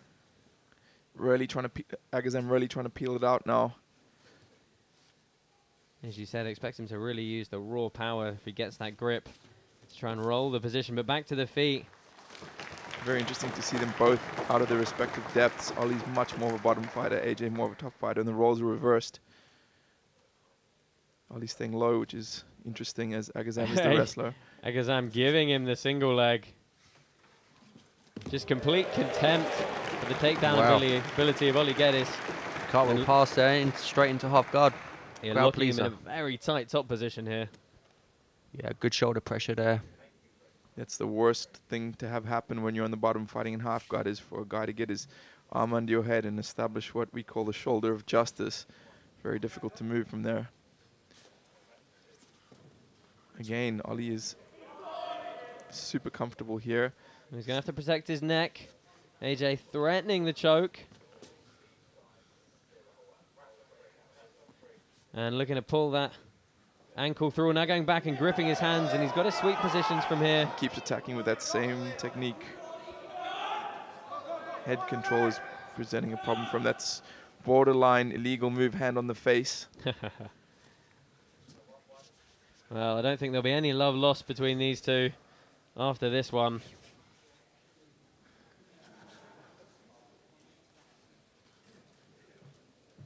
Interesting roll from Agazarm here. I can't quite see the grip he's got.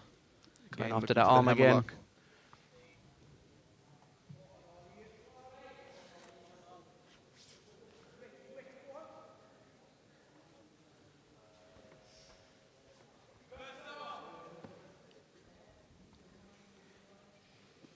AJ's got a successful amateur MMA record and aspirations one day to make it all the way to the UFC. He said that was his original motivation for starting BJJ. Well, deep half guard for Geddes, now looking to get his legs into action, but it's into the Kimura grip, and again, looking for the armbar perhaps is AJ Agazarm.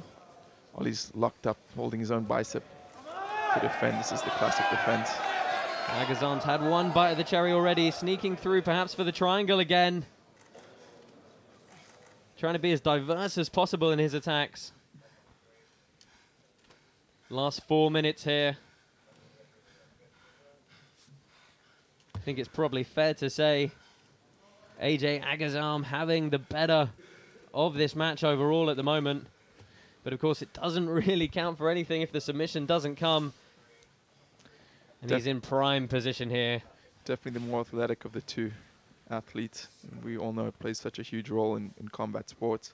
But Ollie using his incredible depth of technical knowledge to help get him out of some tight spots and attack with submissions of his own. Fantastic match so far. AJ taking a few deep breaths in. I've got a feeling he's going to try and just explode and power that arm out to finish it. Trying some cheeky manipulation techniques here. Distraction.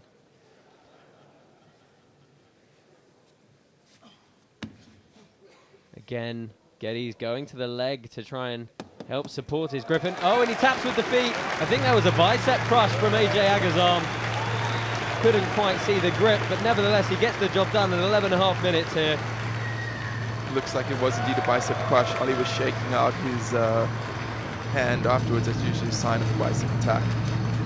I got a feeling we're going to see these two fight again, Nick. I mean, Ollie's not going to be too happy with that showing.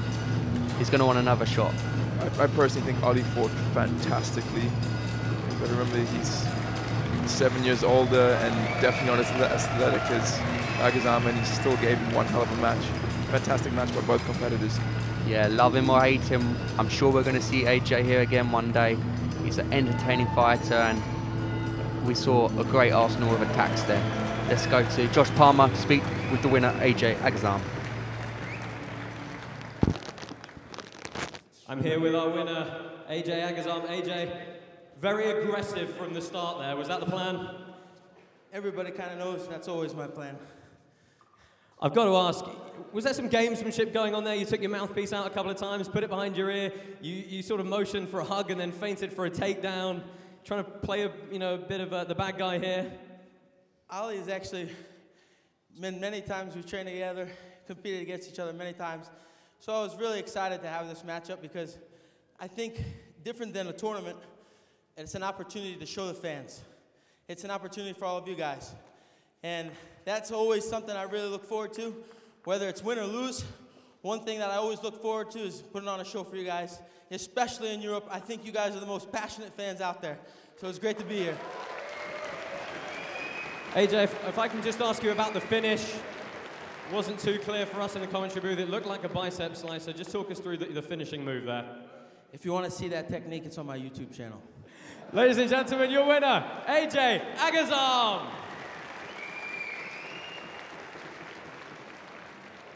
I'm here with Ollie Geddes. Ollie, this is the 5th time you faced AJ. How did that affect, they haven't gone your way in the past. How did that affect you coming into this one? I just kind of, I put the other ones out of my mind. I was just trying to do the same thing but better, but it didn't get off to the best start. And yeah, managed to work my way out of that, but just never really got back into it. That's how it goes.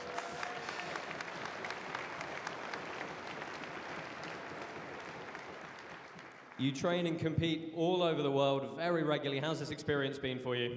So it's been great. I mean, it's been an opportunity to be a part of something as large as this and to feel, you know, there's all these supporters out here. I mean, I spend a lot of time competing in other countries, and usually it's me and like 2 or 3 guys from the academy I'm training at. Thank you guys for coming out. Thank you, it's appreciated. Sorry I couldn't do better. Ladies and gentlemen, Ollie Geddes. How great is Jiu-Jitsu? Earlier today, him and I were walking around the castle in Cardiff together. So I think it's really cool, you know. I think Jiu-Jitsu is awesome. He's traveling the world doing this thing, and so am I, and I encourage you guys to do the same. Thank you. Ladies and gentlemen, AJ Agazarm and Oliver Geddes.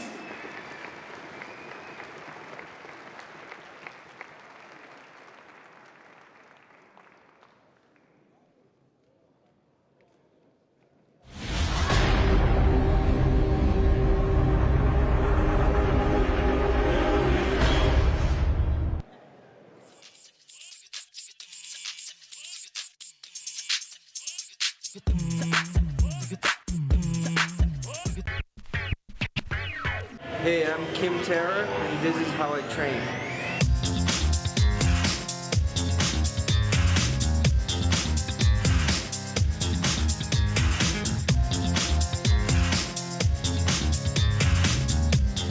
You know, I think that the traditional warm-up in Jiu-Jitsu used in most academies is a little bit past its time. You know, I think that, you know, the way that it's usually done, where they run around the mats, you know, it's completely, how can I say, unproductive.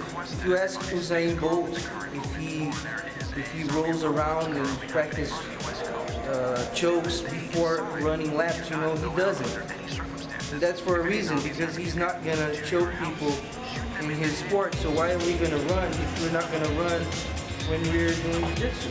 We do specific Jiu-Jitsu movements because that's what we're gonna do in a fight.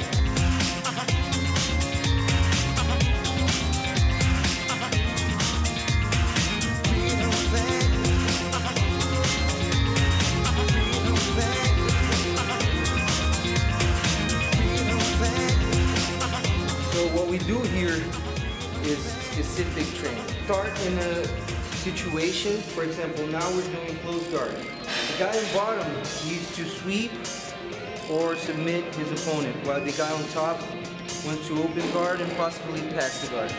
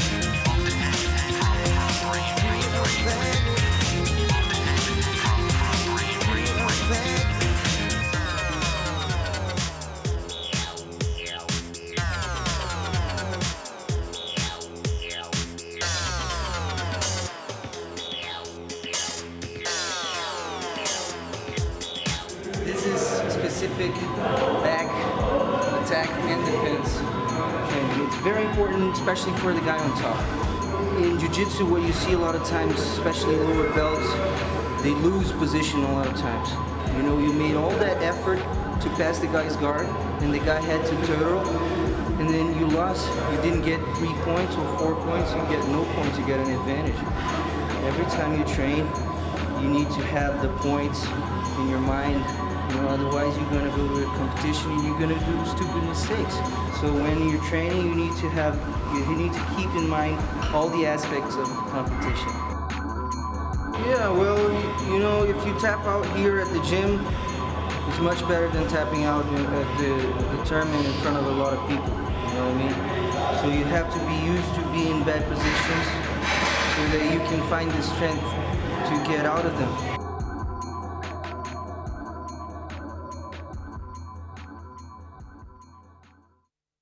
So when the guys are doing their training, do you coach each other also, or you just let them go?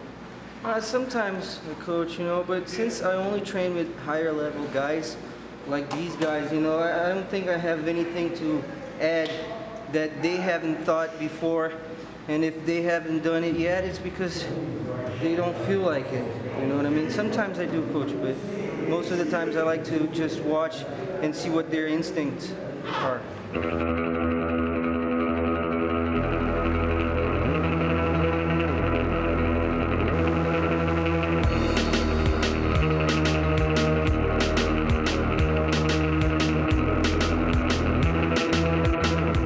This is another advantage of why I like to train with friends. You know, when you train among friends, tapping out is not an issue. You know, you just tap out and then you shake hands and do it again. Everybody taps. It's not a shame.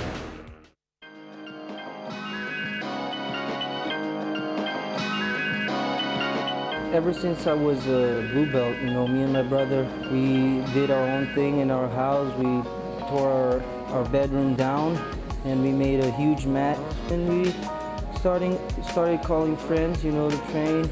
Every belt color would go there, you know, from blue to black belt, and that's how we forged our BJJ essence. Instead of going to the gym, where you would have all kinds of people, you know, from athletes, professional jiu-jitsu fighters, to medical doctors and lawyers and engineers, you know, people that weren't there to compete, you know. Maybe the lack of focus that they had on competition could drain out our focus, you know. They would start talking about soccer, and then we would be talking about soccer in the middle of practice, you know.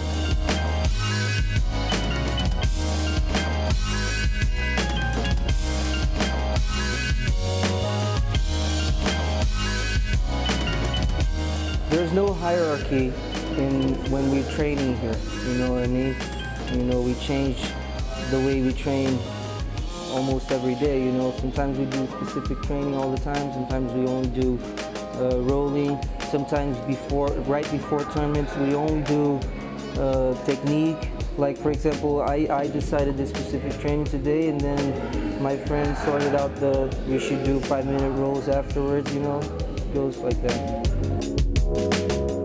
In regards to teams and flags, you know, stuff like that, I'm a strong believer that jiu-jitsu is a one-man sport, you know what I mean? Your team's not gonna get in the fight in the tournament.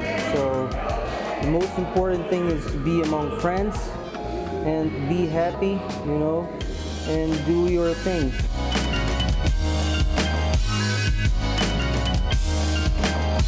You know, I just want to say that a lot of blue belts and purple belts especially, they come to me and they ask me, hey, you know, where should I train? Because my gym, it's a small gym, you know, and there's not a lot of good guys there.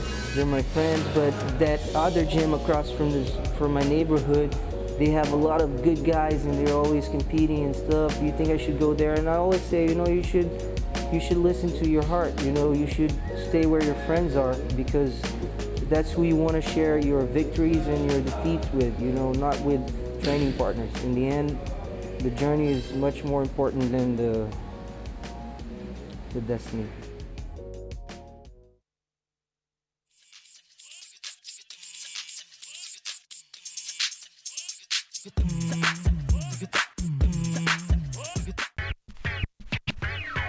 Sou o Vitor Silverio, sou atleta da GF Team e isso é como eu treino.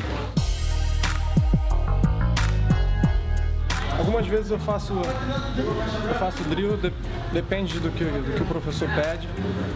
Hoje o professor deixou à vontade a gente ir como a gente quisesse fazer o aquecimento. Na verdade eu gosto de variar, acho que você ficar repetindo as mesmas coisas nunca é bom. Se você disser que fazer sempre drill é a melhor forma, eu acho que está errado, porque você tem que estar sempre variando o máximo que você pode. Então se um dia você faz drill, outro dia você alonga de verdade, outro você vai fazer um treino solto. Eu prefiro fazer o treino solto, porque eu gosto da coisa de forma prática, eu não gosto de ficar muito martelando naquele negócio de ficar fazendo 1000 posições para um lado, 1000 posições para o outro. E chega na hora do treino, às vezes você nem consegue fazer. Você vai preparando já o que vai vir depois, que é o treino forte.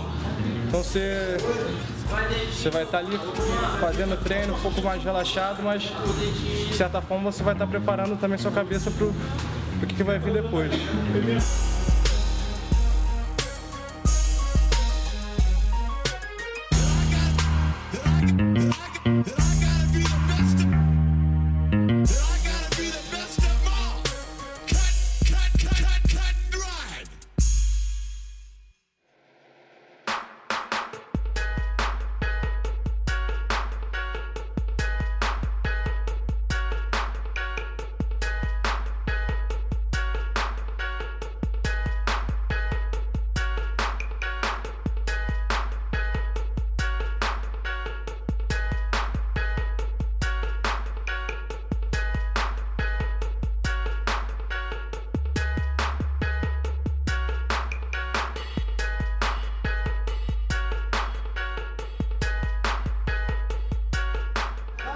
Essa é a parte que coloco toda a teoria em prática, porque não adianta muito eu fazer muita teoria, saber como as posições funcionam.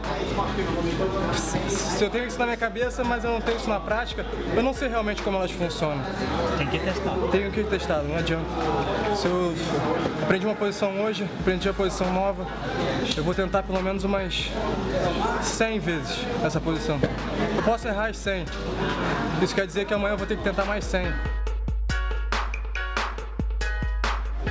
Muitas das vezes eu só estou treinando por treinar, sem praticar posição nenhuma especial. Criando novos atalhos, novas posições. Isso é bom para que apareçam novas posições no meu jogo, que eu crie novas posições. Mas muitas das vezes não, muitas das vezes eu treino as posições que eu penso durante o dia, algum amigo vem, me conta, eu olho na internet. Não adianta, eu não acredito muito naquilo de fazer 1000 posições parado, o teu adversário, o seu companheiro de treino parado, fazendo 1000 para cada lado, e chegar no treino você faz 5 e desiste, nunca mais pratica. Isso acontece muito. Pessoas acham que só porque fazem 100 mil posições vão fazer a posição perfeita. Eu acho que você tem que assimilar a posição, como ela funciona, e tentar praticar no treino, até que ela fique realmente perfeita, até que aquilo realmente caia no seu jogo. Eu estava conversando com o Rodolfo há um tempo atrás, para analisar o que os caras que são tops, como ele, o Leandro, o Felipe, o que esses caras fazem que os outros não fazem no treino. Eu acho que o principal é que eles treinam além do suficiente. Costumo ouvir muito as pessoas falando que treinam o máximo, mas isso elas falam por falar. Elas não treinam realmente o máximo. Não importa se eu vou perder o treino, eu não treino mais para ganhar o treino. Eu tento praticar as posições, independente de ganhar treino, perder treino, não existe isso no campeonato. Então, eu acho que o principal do atleta de jiu-jitsu que quer ser top, ele tem que pegar o orgulho e a vaidade e jogar no lixo todo dia antes de treinar. No campeonato não, no campeonato você tem que continuar com aquilo lá, firme. Você tem que manter aquilo até o final. Mas no treino, se você não colocar aquilo no lixo todos os dias, você não evolui, você não vai ser um top, você só vai ser só mais um. E eu não nasci para ser mais um, eu deixei tudo de lado para ser o melhor que eu puder.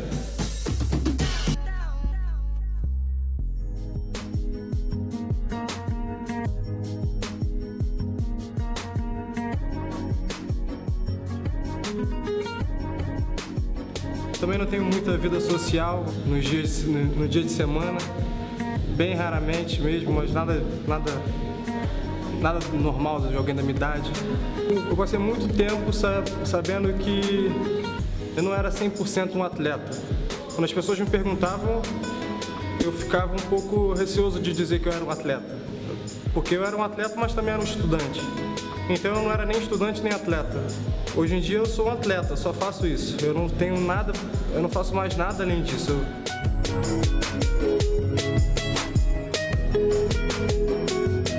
A minha vida toda é em função da minha vida, da minha parte de atleta, dos meus campeonatos, do jiu-jitsu.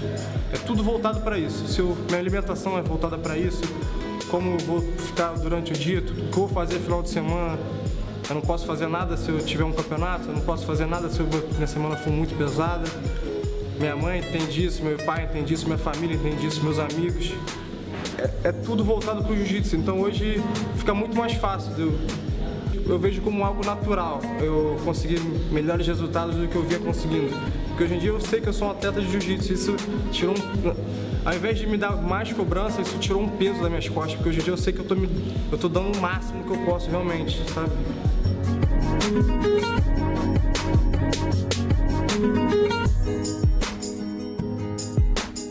Hoje em dia eu me dedico realmente muito mais. Eu passei muito tempo da minha vida querendo levar uma vida que todo mundo levava, e isso é impossível. Eu sou um atleta.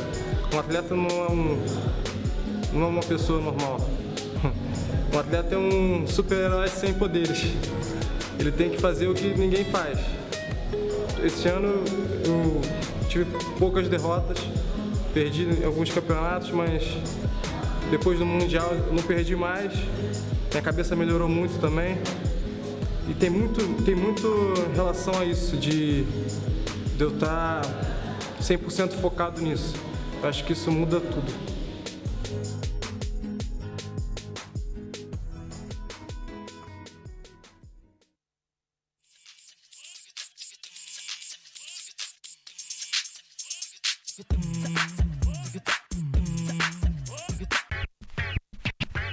I'm Yuri Simões. Welcome to my home in Rio. This is my brother Bruno Célio and my friend Marcin, and today I'm going to show you how I train. I try to warm the parts of my body that I'm going to work most during the training. You know, that way I not just feel comfortable to do it, I flow more. You know, because if I don't warm these muscles, these joints, I'll feel stiff when I try to play the game that I like to play. So I try to work more specifically on my style of jiu-jitsu, you know. So when I fight, I can get my body feels loose and feels ready to do whatever my mind wants me to do. I like to do the warm-up as close and as specifically as I can to the jiu-jitsu match, because a lot of people, they do running, they do push-ups. That's good too, you know, sometimes, but I rather work specific what I'm gonna use. That way, when I'm training, like I said, it feels better. It feels like I'm already ready to do that. If I was running, maybe my heart rate would be ready, but my body would still, you know, be confused when I start rolling. So it's better to get my body used to what is gonna come next. So I start like slowly, and then I go to the drills a little bit faster, and then on the row, the first row I try to do a little bit softer, like flow, and then as I keep rolling, it gets more intense.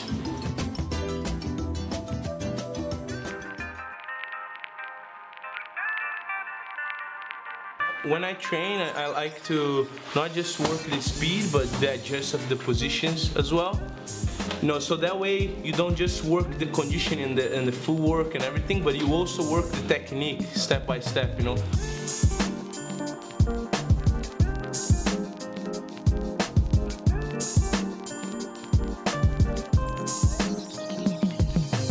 We do both ways. We do the speed drills and the slow adjustment drill.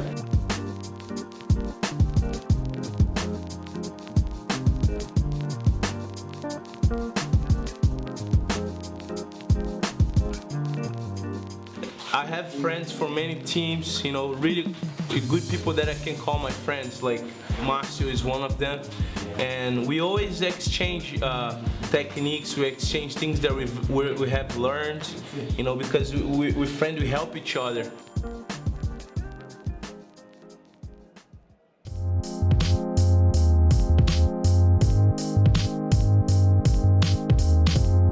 My training, it depends a lot on the day of the week. Like when I'm in Brazil, it's not very constant. What I do, like I don't do Monday I do certain thing. No, I kind of go with the flow. So I train with many guys, different places, and usually when I go for an academy, I follow their training schedule, their training ways, you know. But when I'm at home, I try to work on the subjects that I feel that are more needy on that day, because I always try to do, by the weekends, I try to do and work on the position that I lost on the training during the week. I've had a couple opportunities during rollings during this week to finish in the guillotine, but I missed it, and I want to make sure I fill that gap on the weekends. Every weekend I try to work in the end of the training, I try to do like 30, 20 times of one technique that I feel that I didn't do so well. Even a basic technique of like armbar from the close guard. You know, I try to work on the details, adjust, so the next week when I do it, I'll hope not lose it again, you know?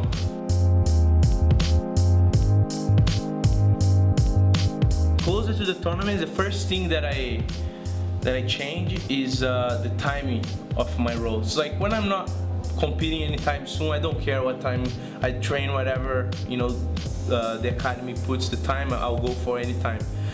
Even no time training as well.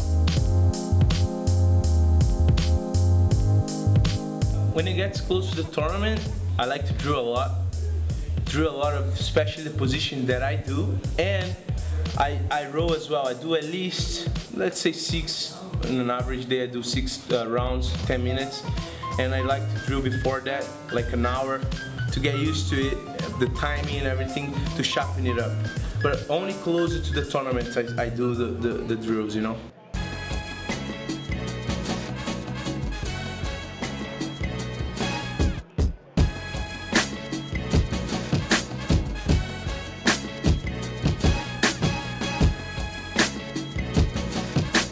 When I'm in USA, where I'm training full time there, my schedule is very different than here. I go for the 2 p.m. class training, Kyle's. Then I do a weight session like afternoon, like 4 o'clock. And then again at 7 o'clock I train with the class, I row with the class there. Sometimes like Monday, Wednesday, Friday, I do judo there as well, which helps me a lot. I love stand-up, you know, either judo, wrestling, takedowns in general. I like it because it's part of jiu-jitsu, and I think it helps my base, helps my strength, my grip, you know, so I like to do that, add that on top of my training as well. And then Sundays I take it off. Like Wednesday, for example, in the Wednesday, I take 2 trainings out or 3 trainings out to rest my body. So Thursday I can go harder again, and Friday I can go harder again. Like, it depends as well, you know. If I'm feeling something, I'll train 1 session less. But I try to keep like that. I try to do 2 jiu-jitsu training, 1 weight, and judo. Kyle Terra, it's the guy who organized my training. He helps me with like what he thinks I should work more on. He always makes some adjustments on my games. It's very important to have Kyle who someone, you know, like is a coach to push you. So in my case, Kyle has been doing that. In America, I'm lucky to have him looking after me there. Whatever he sees that I should do more, I'll do it, you know.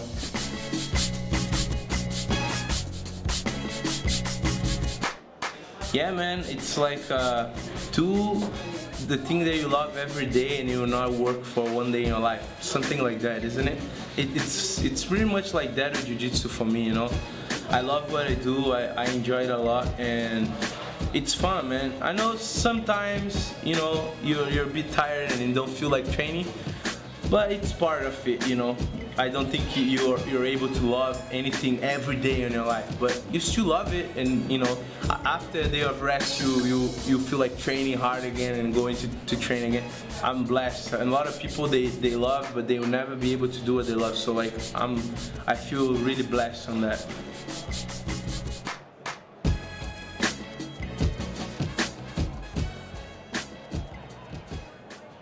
BJJ Hacks TV. Subscribe now for free jiu-jitsu videos.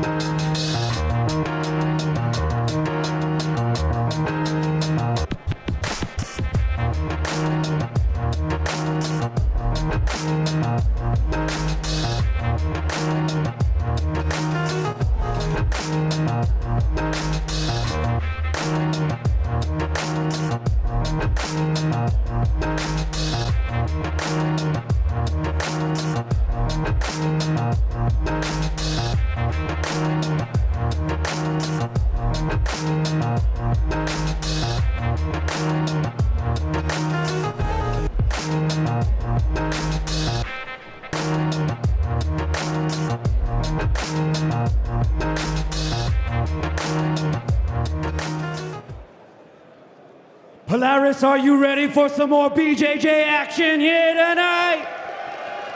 Come on, make some noise from me, Wales!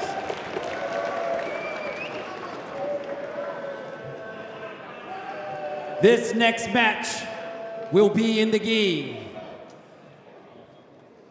Your first competitor from the United States of America, representing Team North Shore Jiu-Jitsu. He is an American national champ, an Asian Open champion, a US Open champion. Make some noise for Mike Fowler!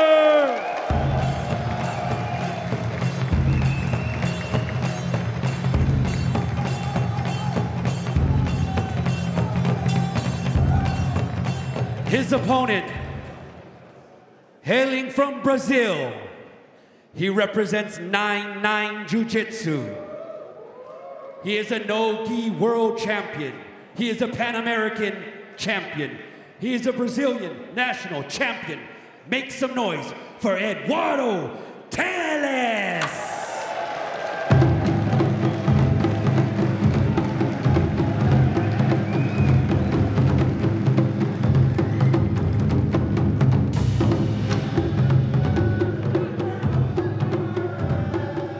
So welcome back to the Polaris Professional Jiu-Jitsu Invitational live from St David's Hall here in Cardiff. My name's Josh Palmer, joined in the commentary booth by Nick Osipczek and Nick Gregoriadis. On with Eduardo Teles, representing 9-9 Jiu-Jitsu from Brazil, taking on Mike Fowler, representing North Shore Jiu-Jitsu.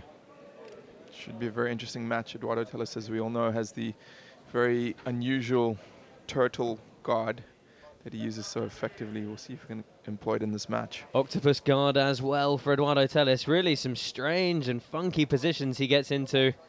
Mike Fowler, of course, having just returned from that amazing 880-mile pilgrimage around Japan. Straight into the guard pull from Fowler. Got the butterfly hook in. Teta staying very tight on top.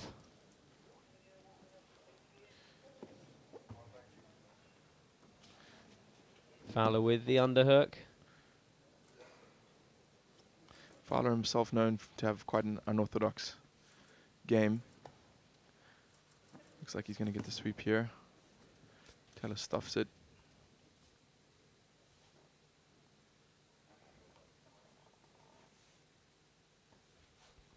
Sitting the hip down to try and pass this half guard position.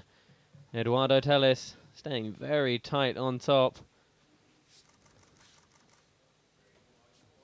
See some strong grips on the bottom for Mike Fowler though. Yeah, this is Mike Fowler's first competition back since his Shikoku pilgrimage. I was talking to him a lot about that yesterday. Sounds very interesting. He was walking 26 odd miles a day for 2 months in a row, so could be a completely different fighter after that experience. But of course, the big question there, Nick, is how has that affected his jiu-jitsu? Has it taken a bit of a toll on his body? How much jiu-jitsu has he got in the 3 months since he's been back to take on someone the caliber and the experience of Eduardo Teles? Might be tough for him. We all know when you're on the road traveling, it's really hard to get into a good rhythm of training. But Mike Fowler is a seasoned competitor as well, and he's got years of experience. So I'm quite sure he can hang with Teles. Eduardo Teles has been competing a lot more in the last year. Did fight Keenan Cornelius, one half of our main event at the American Nationals last year. So in tip-top shape coming into this one. Yeah, and these rules really seeming to suit Teles. He very hard to submit. Oh, and Mike Fowler trying to reverse the position. Teles just with that hook stopping the roll. Nice sweep attempt. Teles, interestingly, with a pretty decent 5-2 pro MMA record. Has obviously a couple of subs as you'd expect, but a vicious head kick knockout win on his record as well. So a very seasoned combat sports competitor. It's an interesting grip that he's taken here. It's that octopus guard style grip from the top. Yeah, really clinching the body and trying to move to mount, but half guard the opposite side now as he looks to sit to his hip once again.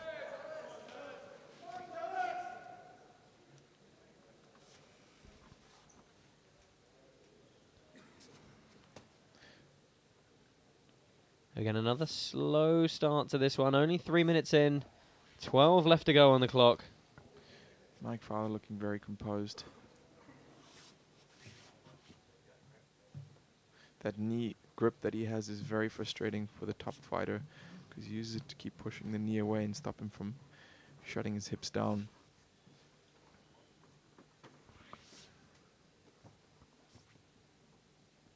We've already seen once the moment of explosion, almost taking Eduardo Teles over, but looking very confident and secure in this top position. Happy to be methodical in his progress. If Teles can free his knee and get it to the mat, his pass will be all but assured. And there we go, we see the knee creeping out there. Fowler coming up a lot more on his side. Reverses to the half guard on the other side. We've seen a lot of knee bar attempts from Teles. In passing, turning to face the legs, attacking knee bars. Of course, there was a long period of time Mike Fowler was having some knee trouble. Caused him a few issues in one of the ADCC championships a while back. Again, Teles frees the knee.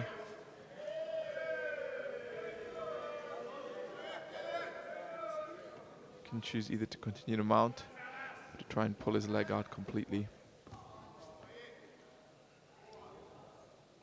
I must admit, I am surprised we're seeing such a tight and cagey game from a lot of these fighters, given that points really don't matter, but clearly they're appreciating the importance of that dominant position. I think the fighters of this caliber and fighting at this level realize that one tiny mistake is all it takes. And that might be an explanation as to why they're not taking as many risks as we would expect. So Teles trying to inch his hips out. Fowler looking to reverse and once again just not quite able to get all the way up. Teles basing with his hand, really thwarting that sweep attempt very nicely for the second time. Can't quite see from this angle. It almost looks as though Tellus is trying to turn the body of Fowler. Fowler went for the sweep, but I think Tellus was baiting him into the straight armbar off that big bridging sweep. Oh, and he secures the side control here. Good wheel pass for Eduardo Tellus. Controlled the legs and spun Fowler to this side control. And you can bet he's going to take his time here, make himself as heavy as humanly possible.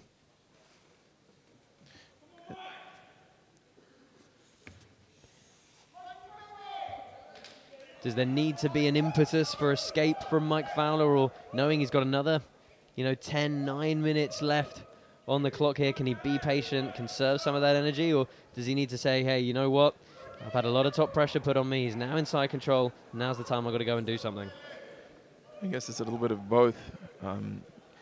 He has time and there's no points, as you say, but against a guy like Tellus, if you're in a bad position, it's just going to get worse and worse the longer you wait.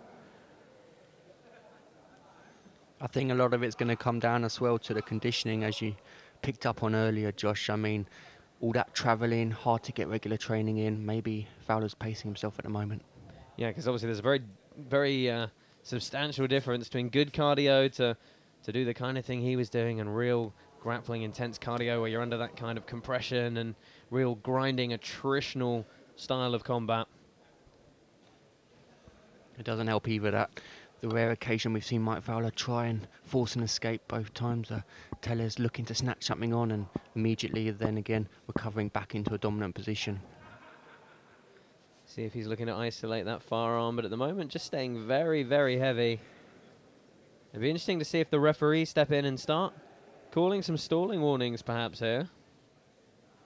It must be very disheartening with a guy of Tellus's ability and size crushing down on you in that position.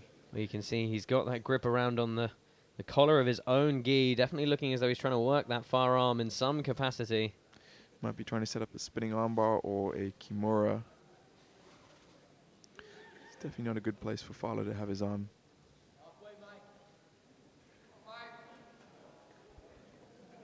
Halfway point in this match. Eduardo Tellus, 9-9 Jiu-Jitsu in the top position, taking on Mike Fowler of North Shore BJJ. Tellez with the better of the positions so far in this outing, but a very slow pace throughout. And Mike Fowler exploding again to try and establish some semblance of guard and a smile there. But again, Tellez not wasting any time, trying to pass immediately. But it's good to see Fowler smiling. He did say yesterday that was one of his keys to victory, to be happy, relaxed and present. That's good advice for all competitors. It's fantastic to see him embodying that. So Eduardo Tellez has triangled that top leg of Mike Fowler. Now just establishing on top. I think he's going to go hunting for a leg here. He has a nice toe hold / knee bar combination here. Yeah, we did say earlier that he is dangerous with them. Sitting back, let's see if he can break the grip. Fowler triangling the legs.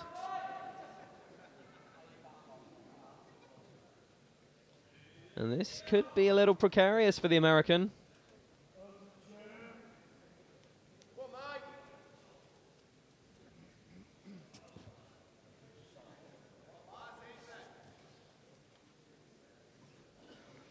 It's a fantastic jiu-jitsu image, the 4 feet overlapping each other like that. Those hooks so important to stop your opponent getting a foot or a hip to the mat, really control the fight, but Tellez still with the potential for some offense here.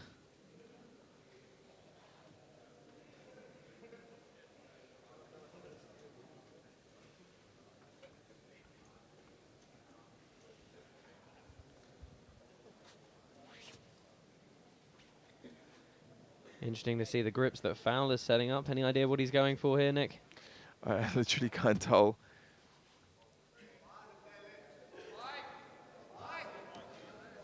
Not sure that he's actually trying to sweep as opposed to just trying to hold on. Yeah, Tellez still focusing on the legs. Obviously, he gets a chance to free. He's got the submission attempt and, of course, the pass potentially as well. And looking for the pass now, controlling that leg and establishing a good side control. Fowler content to accept that position after the initial exchange. Nice hip control from Tellez. Got his hips right on the top of the neck and shoulders of Fowler, stops him from moving his upper body to turn in or out for the escape. And Nick, the crowd perhaps showing some displeasure with the slow pace of Eduardo Tellez. Well, we're in the final 5 minutes, Josh, and I reckon Tellez still got plenty of gas in the tank. I reckon he's after that submission. He thinks he can get it, and Fowler's got to be pretty concerned, if you ask me. He's not really been able to mount any offense so far in this fight. In north-south position here for Tellez. Looking to feed the gi. Might be setting up some sort of bread cutter style choke. Certainly a classic north-south choke. A bit harder to do with the gi material in the way.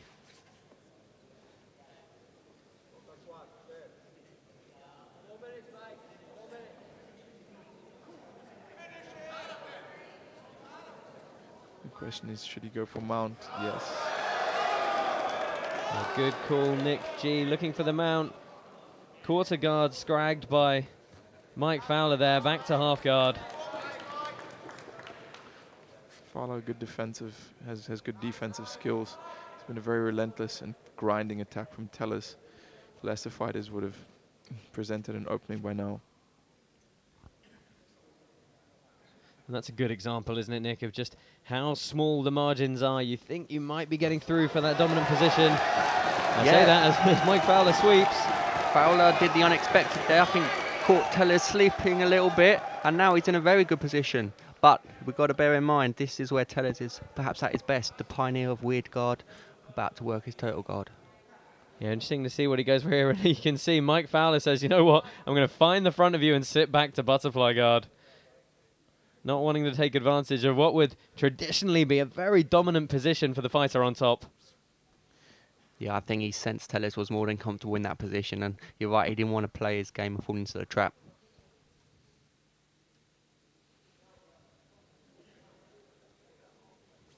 Two and a half minutes left here in our fifth fight of the night. Eduardo Tellez versus Mike Fowler. I think if this does go the distance, Fowler might kick himself, though, for not taking that bit of a risk and pursuing that opportunity he had and seeing what might come of it. Better to try.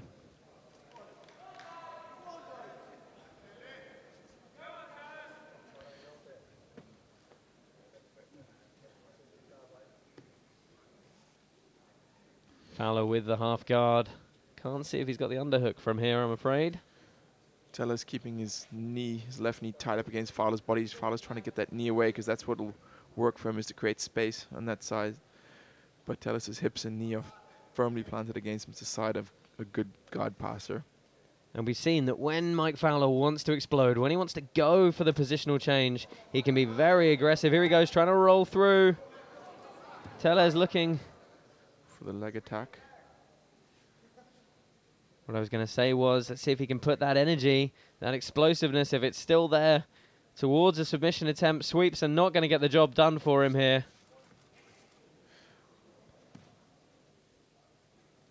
It's just over a minute to go in this match. It'll be interesting to see if either one of these fighters can impose their will and catch a submission.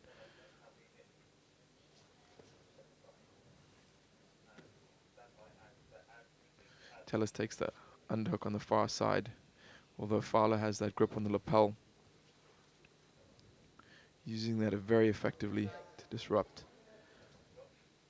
the top control of Tellez. He's created some good space. Last 50 seconds here. I think both guys realizing we're coming to the end. Let's see if the pace takes a sharp turn as it did in some of our earlier matches. Tellez again looking to pass this half guard.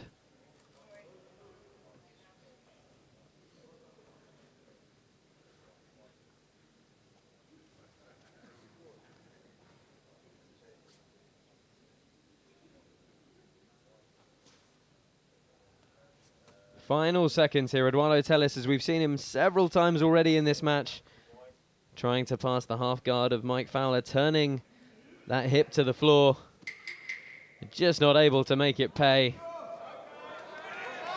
Perhaps not the most exciting match we've seen tonight. Both of these guys cancelling each other out. Yeah, a little bit conservative from Tellez. I would have liked to see him take a few more risks, even if it was just in the last minute. Still impressive for Fowler to come back from an absence like that. and hold his own against one of the best fighters in Jiu-Jitsu history, Eduardo Teles. Yep, Teles taking back solid performance to his 9-9 gym in San Diego, California. Fowler will be getting back to training ASAP, I'm sure, sharpening up his game, and I'm sure he'll be looking to hit the mats quick time, get a good performance in under his belt. Referee David about to make this decision official, and then we will go to our co-commentator Josh Palmer, who will give a brief interview to both of these competitors.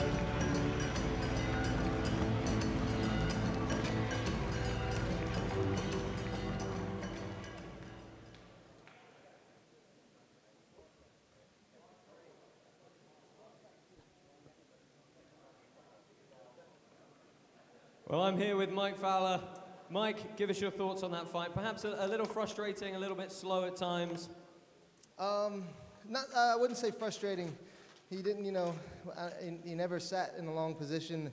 Everything felt dangerous. So definitely a cautious game. I mean, I've watched Eduardo come up since I was a white belt, and just, you can't really plan for his style of game. You know what I mean? It's just about, I just try to force what I do, and man, it's a tough fight. You're coming into this off the back of an 880-mile pilgrimage around Japan. Tell us a little bit about that, and how, if at all, did that affect your training camp coming into this one? That was the training camp. When I got word to do this, I already had the pilgrimage planned, and nothing puts you in shape like hiking 880 miles. So I got to train a little bit in jiu-jitsu afterwards, and like I said, you can't train for his style. You know what I mean? The only way to do it is to go against it and just feel that fire. So I'm glad I finally, 15 years into jiu-jitsu, finally get to have a match with him. Ladies and gentlemen, Mike Fowler. I'm here with Eduardo Teles. Eduardo, you had the top position for most of the fight. You even had side control. Did you think you might need to explode a little bit more to get the finish, perhaps? Yeah, it's not easy, to fight submissions only. Like when you fight 4 points, the submission shows up. It's much easier. You're concerning about don't give the guy points. But when it's just submission, it's a different thing. So, yeah, I hope, the next Polaris, you guys go back to the first rules that you guys, will have like an extra time with points. I think this will help you guys to have more submissions also. How was your training camp coming into this one? Was it a good experience for you overall? Yeah, my training camp was good. I got no complaints. Did you expect to spend most of the fight in the top position? Is that how you saw this fight going? Yeah, that was my plan. I was a little scared because I don't see Mike fighting for a long time. I wasn't sure what he will come, with, and so I was a little conservative, and I did my best. Great stuff. We look forward to seeing you back here on Polaris again. Ladies and gentlemen, Eduardo Teles and Mike Fowler.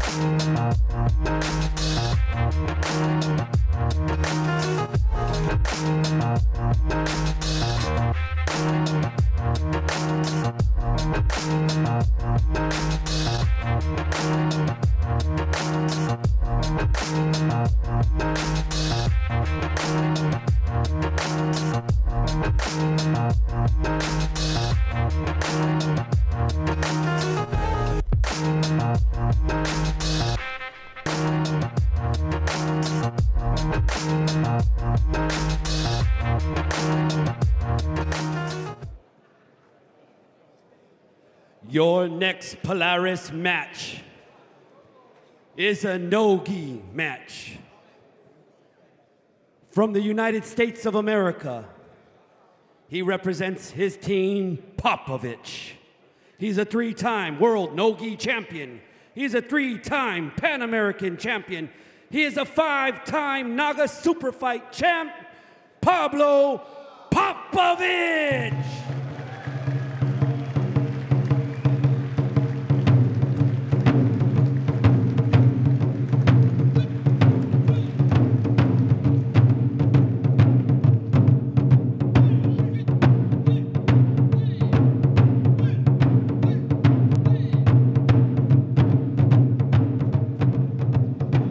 His opponent from Brazil, he represents Team Frontline.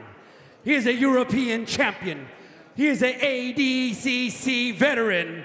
Make some noise for Eduardo Teta Rios.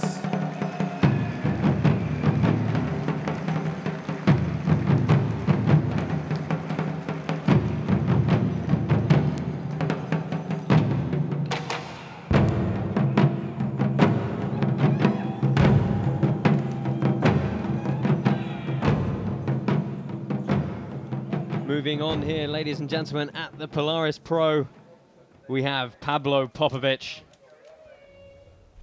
taking on Eduardo Teta Rios. You can see their Frontline Academy. Actually in Norway, that gym for Eduardo Rios, a huge MMA presence in Norway. And Team Popovitch for Pablo Popovitch, fighting, I believe, out of Florida. It's going to be very interesting to watch Popovitch. He's one of the most seasoned and accomplished competitors in this competition. And just so powerful, so athletic. I think we're going to see him establish that top position pretty decisively in this one. He has fantastic wrestling and takedowns, so I expect you to be right, Josh. Yeah, Teta's really up against it today. He's flew in yesterday and he told me he's only feeling about 50% because he took this on such short notice. He was a replacement for Dean Lister, and he's giving up a lot of weight to Pablo. Early double leg there. You saw the drive on the penetration step from Pablo Popovitch. Very powerful athlete, looking for that over-under pass, trying to stuff that knee down between his legs so he can pass around to the left. Of course, Pablo expecting to be taking on Dean Lister originally. Dean, however, a little bit overweight for this encounter. Popovitch looking to get that side control, almost a bit of inverted guard retention from Rios, but back to butterfly guard now. Good work from the adopted Norwegian. Popovitch shuts down that butterfly guard by keeping his hips tight.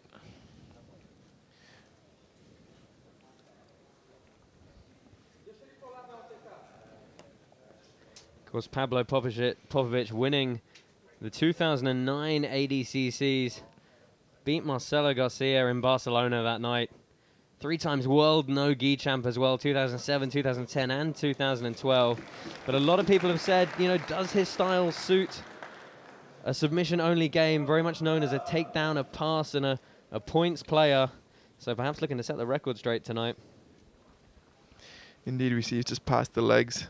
Going to try to work himself up towards the head of Rios and establish some more control. Well, Eduardo Rios with a few credentials of his own in the European No-Gi Championships, has won that 3 times, also won the ADCC Euro qualifiers as well, but we had to wonder, would he perhaps get a bit out-muscled by the much more athletic Popovitch?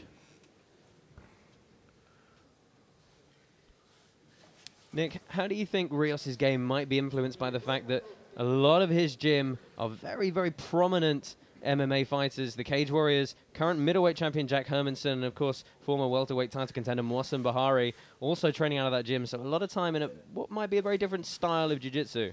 Yeah, well, when you're training for MMA, you're really focused on top game, getting off the bottom as quickly as possible and keeping dominant top position.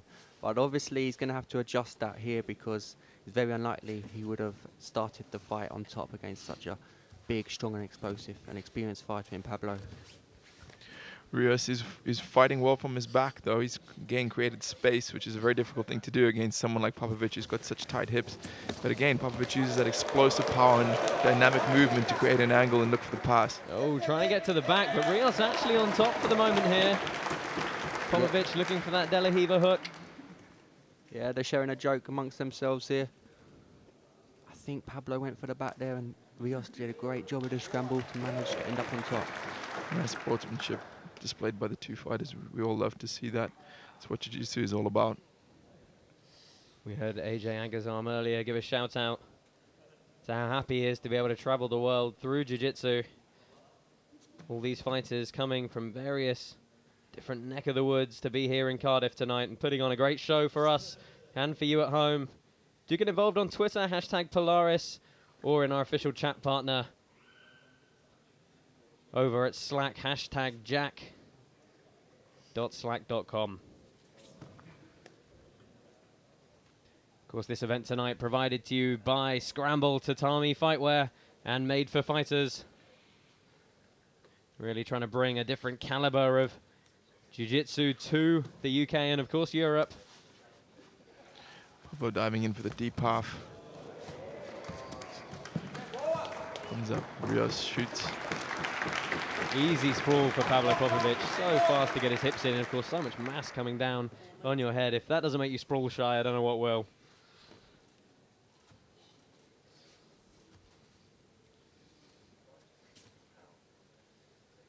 Four minutes in here, back to a standing position. See if Popovitch opts to shoot another double. Just collar ties being exchanged at the moment.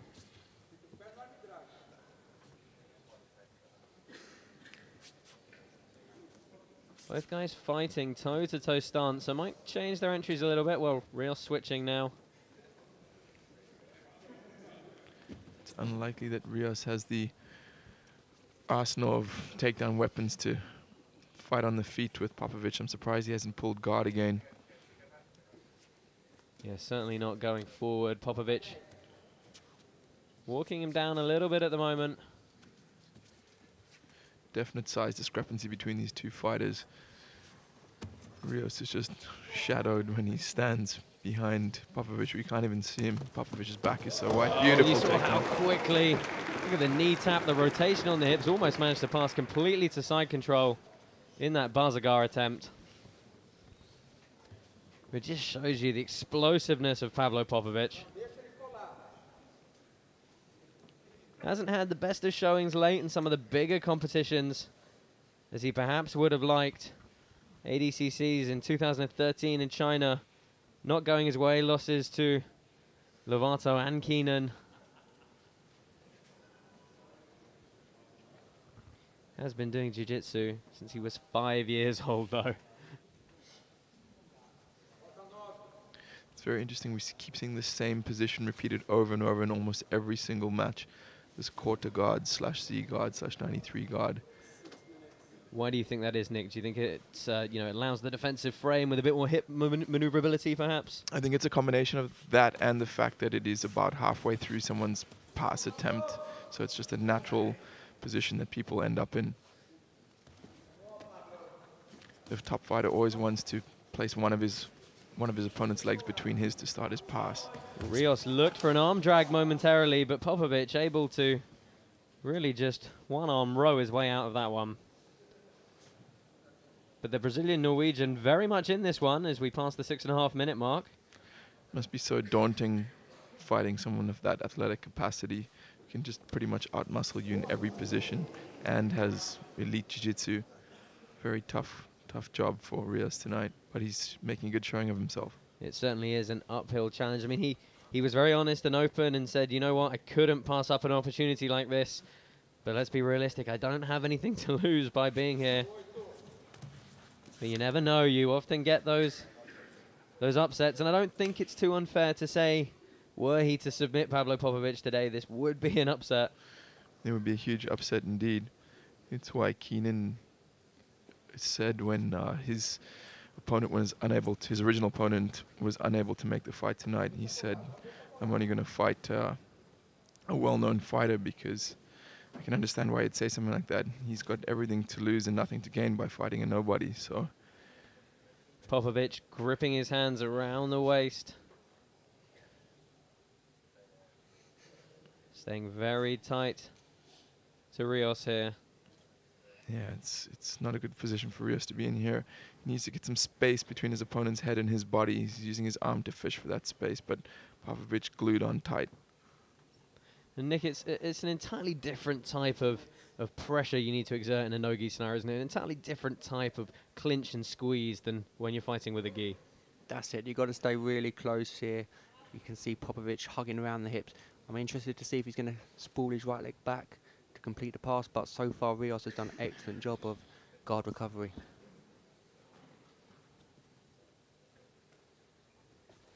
Rios doing a very good job of controlling Popovitch's knee. That's a hallmark of a good half guard. Keeping pressure on that knee, keeping it close to the floor. Popovitch trying to stack forward, just trying to keep Rios' shoulders on the mat. It's just like Rios running into a brick wall, though. Everything he's trying, Pablo shutting it down. Well, I mean, I was going to say earlier, Nick, it's got to be like trying to shoot a double leg on Pablo Popovitch. Must be like getting the entry, connecting your head to the hip, and then just not being able to move, hitting a concrete block. And I've got to imagine it feels much the same having him on top of you here.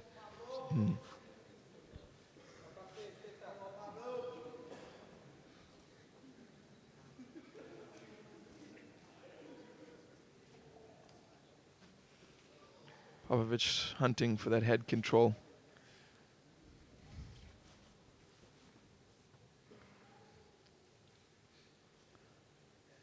Rios now with the grip around the body, opting to give it up. Problem is, from this position, as soon as his legs open, Popovitch will pass.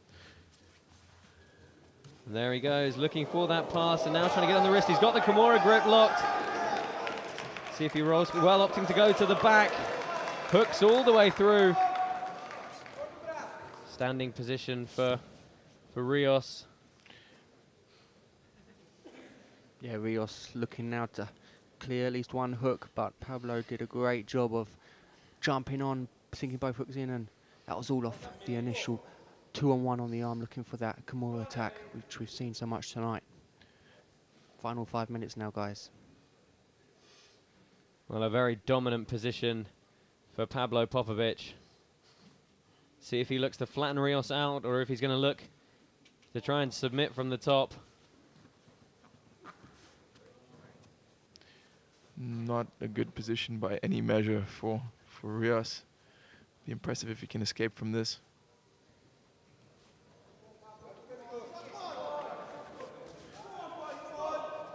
Strong seatbelt hold for Pablo Popovitch. It's quite a high seatbelt grip. Almost looks as if it's some sort of head and arm starting to appear there. Head and arm choke. Well, Rios fighting with both hands. Now looking to try and clear the hooks. There's a lot of things he's got to be wary of here. Surprisingly difficult to finish from the back at the elite level in no-gi. Very slippery, very hard to get the control you need to finish your opponent, especially against someone who knows what they're doing. Yeah, you get predicated with thinking about the head, and all of a sudden they've spun and they're in your guard, or exactly right. So slippery.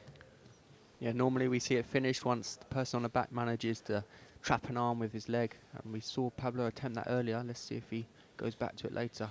Rios with a very deep shrimp here. Could be a potential side choke being set up here. Rios is just too wise to it all. Well, we're down to the final 3 minutes, and anyone questioning Pablo Popovitch's ability to finish, he's got a really good chance to shut them up here. As he fishes through to fight the grips. Wrist control now. He's got a chin strap. grip as well, really cranky on the neck. Rios turns to thwart it.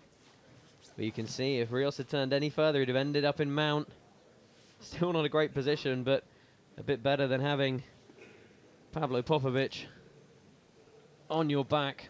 Mount is not as dangerous in no-gi as it is in gi, so it would have been a much preferable place to be than Rios is in now. Well, here we go. He's got that sunken quite deep. This must be a really tough fight for Rios at this point. I think we're just going to see this continual grip fighting until either the choke goes in or the time runs out. I think it's going to be very hard for Rios to muster what he needs to get out. Looking for the face crush here. This is not comfortable for Rios. No, neck cranks are actually illegal, but I don't believe we have a ruling on face bars. Rios does well to defend and ride it out. Pure heart to see himself through that one. Just got to grit it out, accept the pain, but he refuses to tap. Surprised Popovitch hasn't put on a body triangle. Rios is going to turn, but Popovitch chases the angle. Very good jiu-jitsu. Goes hunting again for that neck. Been riding very high though on the back here. Right up on the shoulders of Rios. Switching for the armbar. Rios turning in, and as you rightly said earlier, Nick, so slippery. The smallest of errors. Hats off to Pablo trying that. He knew there was a minute and a half to go, and he took a risk, and that's what I like to see. Yeah, it's always good to see the fighter going for the submission, even if it means potentially losing the position. Never really seen the close guard of Pablo Popovitch, and I don't think we're going to here. We've got a minute left. Let's see if he wants to turn up the tempo, try for another takedown. Rios looking for that ankle pick, just not able to secure the grip. I really like the way Pablo got back to his feet there. Triangle attempt, and then immediately kicked his opponent away, stood back up. Yeah, he used the threat essentially just as a feint to create the space.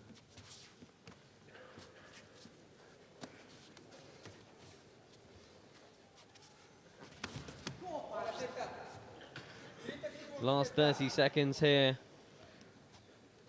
See if somebody opts to go for broke. Well, and Popovitch has another takedown attempt. Slightly stuffed there. That's 2 in a row for Rios. He's starting to get the timing of Pablo. Yeah, and I think perhaps all those muscles sucking all that oxygen in for Pablo Popovitch. Last 10 seconds here at the Polaris Pro. And we are going to send this one to a draw, but an entertaining fight as Eduardo Rios tries an arm drag in the dying seconds. Solid performance by Pablo there, but all credit goes to Eduardo Rios being able to ride out the full 15 minutes. It's definitely a tough ask of anyone to last 15 minutes in a no-gi match with Pablo Popovitch, and Eduardo Rios did really well. Respect as well, as you said, to Pablo Popovitch for going for the sub when he had control in the back there. Quite an entertaining match.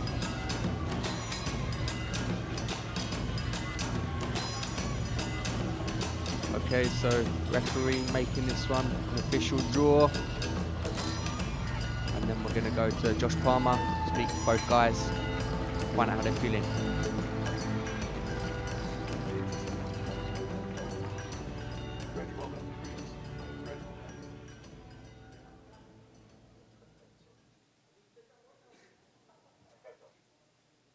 I'm here with Pablo Popovitch.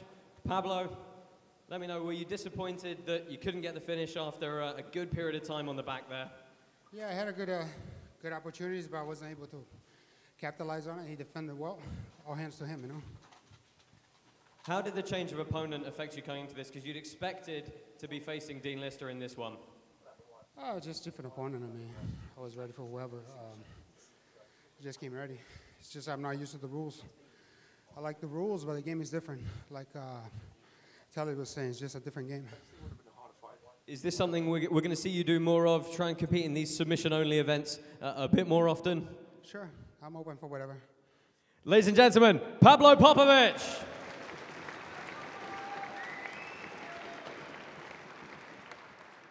I'm here with Eduardo Rios. Eduardo, good account for yourself. How are you feeling after stepping up on short notice to take on a monster like Pablo Popovitch? It's always good to come and compete, and my first thought was to really support this kind of event that you guys are starting to have here. And I think it's really good for everybody, for the audience, and for everybody that is watching home. And if I didn't get the fight, maybe he wouldn't have a fight. And I mean, I couldn't say no for that. I've got to ask, your gym, the Frontline Academy back in Norway, you have got some monsters in the European MMA circuit in there, guys like Jack Hermanson and Mohsen Bahari. How does that change your game at all, that you spend a lot of time dealing with MMA guys and their type of grappling? Yeah, it's really good to work with Mohsen, for example, and Jack. They have a lot of experience in MMA and striking, and I can always try to adapt the BJJ and the ground game and the grappling to the MMA game. And also I trained a lot of MMA before, back in Rio when I was training Brazilian top team. With all the monsters there, and I learned a lot there, and I like to pass it to the guys, and we all work together and make the game better. Eduardo, it's been a pleasure to have you. Ladies and gentlemen, Eduardo, Teta, Rios.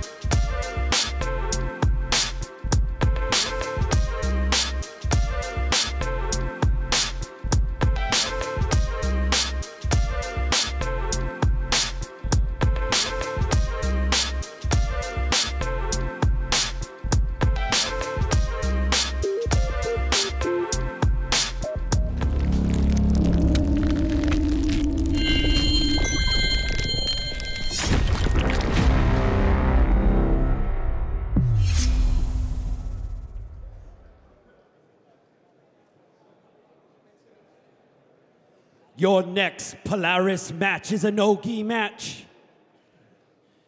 He hails from Poland, from Team London Shoot Fighters. Holds a 20-3 record in Bellator. He's Poland's youngest BJJ black belt, Marcin Held.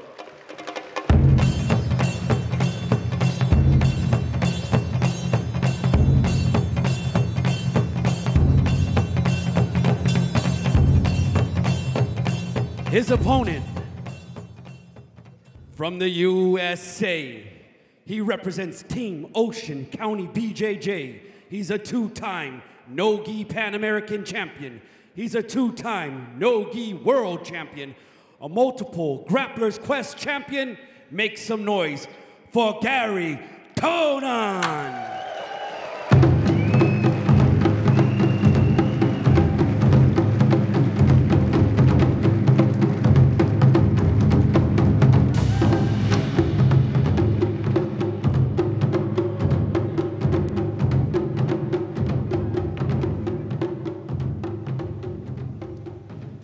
Well, ladies and gentlemen, hold on to your seats. If you've got knees, brace them tight, because one could be going in this one. A lot of people's pick, potentially for fight of the night, Garry Tonon from Ocean County BJJ in New Jersey. 23 years old, taking on the 22-year-old Polish prodigy Marcin Held. Phenomenal mixed martial artist, fighting in the Bellator promotion in the US. youngest black belt in Poland as well. Expect fast scrambles, some crazy positions, and a whole lot of leg locks. I'm so excited for this one. This is going to be an amazing display of no-gi jiu-jitsu. I'm especially excited to see Marcin hold. He has been fighting in MMA since he was 16 years old in Poland, if you can believe that. Yeah, he was actually banned originally from one of the Bellator events because he wasn't old enough to set foot in the casino where it was being held. How crazy is that? Incredible. Yeah, and he's 20-3 as a pro MMA fighter at just 22 years old. That's a lot of experience under his belt. Yeah, and you know, Gary's been very vocal in saying, you know what, don't count out the grappling of MMA guys. It's a slightly different style, but they can always be very, very dangerous. So I know that despite him being considered the grappling specialist perhaps here, he's going to come in with a lot of respect for the young Pole as we go immediately into the footlock position, scrambling over. Very athletic and aggressive dive for a leg lock from standing. You don't see that often. It takes a special kind of athlete to do that. Yeah, Garry Tonon garnering a great deal of support around the world just for his high-risk style, never really worrying about what position he's going to end up in. If it's there and he thinks he can get something, he will try. Heel hook attack by held. Easily rolled out of by Garry, and he has been preparing very well for these leg lock attacks. Yeah, Tonon with a great training partner in Eddie Cummings, helping him with the leg lock game. It's what a lot of people are expecting out of this one. But it's one of those positions where you've got to be offensive. If you go on the back foot, then the other guy is just going to get it eventually. Also, what makes this interesting is when you go for a leg lock, very often you leave yourself exposed for a leg lock. So it makes the countering game for your opponent available. That's why we see these back and forth attacks between the two. Marcin held coming from Tiki in Poland. A lot of guys, I'm sure, at Gracie Barra Bastion watching him. I know a lot of guys all over New Jersey watching Garry Tonon. It's very likely that this match is going to end in a leg lock submission from one of these two guys if it continues at this pace. Yeah, somebody's going to find their way at some point. Held looking to go inverted to roll out of this one. What an incredible match. This is very, very high-level jiu-jitsu. This is exactly the kind of matchup fans have come to see tonight. This fight alone is worth the entry fee. Held's got to watch that collar tie. Oh, looking perhaps for a Kimura grip in the pass. Again, going to that footlock position. Of course, Tonon does also have that phenomenal guillotine arsenal. So quick with the high elbow guillotines. Well, an electric chair here, perhaps. He's got the lockdown on the leg and looking to go under the other, gives it up. Debo attempt. Very, very close to the finish there from Tonon's knee bar attack. That was very impressive, but held. We know he's got a great situational awareness from his MMA background. Tell you what, Nick Brooks has got his work out here to find the positions. The guy's just paused in. Very unorthodox. Here you go. Let's see how long it takes to figure this one out. I don't think that's quite it, but I think they're both happy with it. They'll proceed nonetheless. Only 3 minutes in and already so many scrambles. Held now looking again for the heel pull.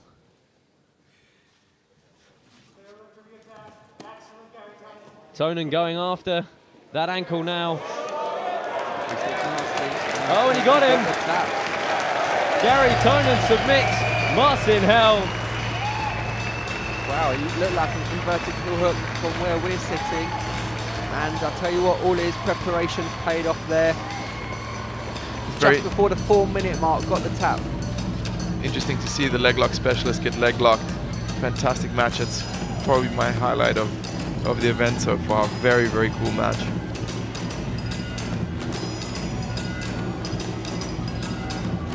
Marcin held there, looks a little bit in disbelief. Garry Tonon, the victor, 2 Andres, crowd respond well. That was a very exciting matchup. Let's go to Josh to speak with the winner now.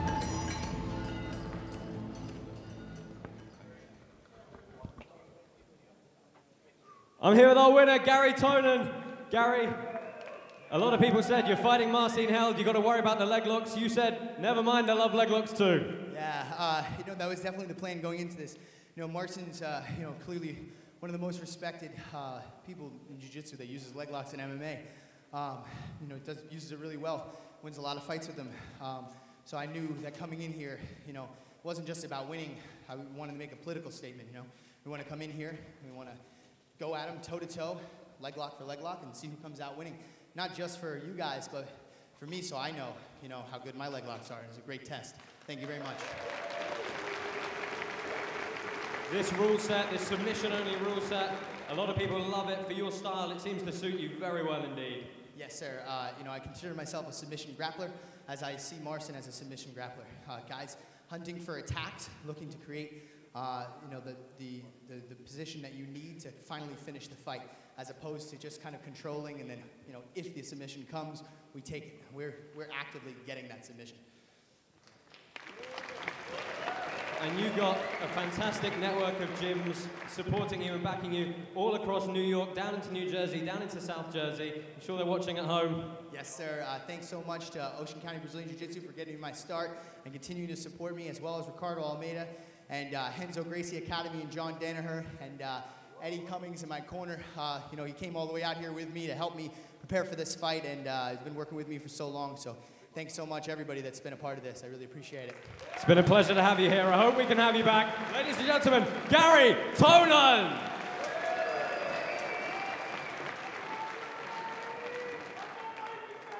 And I'm here with our runner-up, Marcin Hill. Marcin, give us your thoughts on what was a fantastically entertaining fight for the crowd here.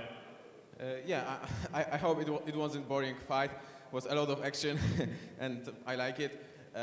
When I took this fight, I knew that it won't be easy fight, and it wasn't. Garry Tonon is a great fighter. He do a lot of Brazilian Jiu-Jitsu and grappling now. So this time, he was better than me. Ladies and gentlemen, Marcin Hill!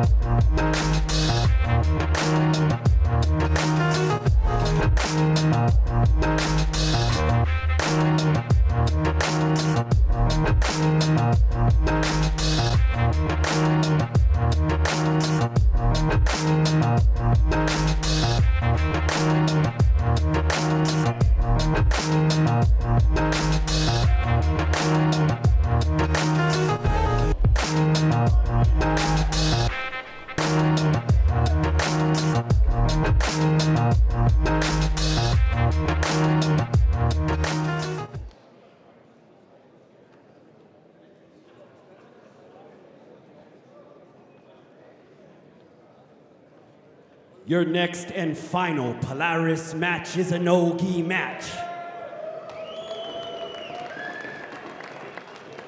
He's from the United States of America.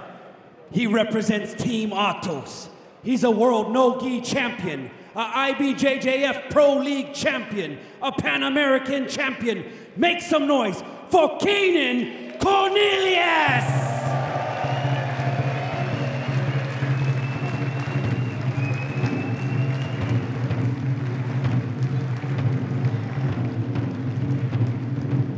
His opponent is also from the United States of America, from San Diego, California. He represents Victory MMA. He is a 2-time U.S. Sambo champion, 3-time ADDC world champion, a UFC veteran, Dean the Boogeyman Lister!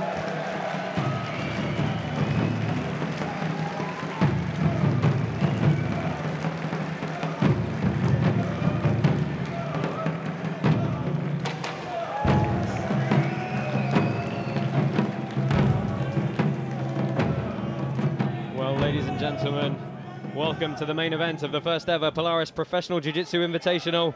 Dean Lister taking on Keenan Cornelius. Josh Palmer, Nick Osipchek and Nick Gregoriadis calling the action for you.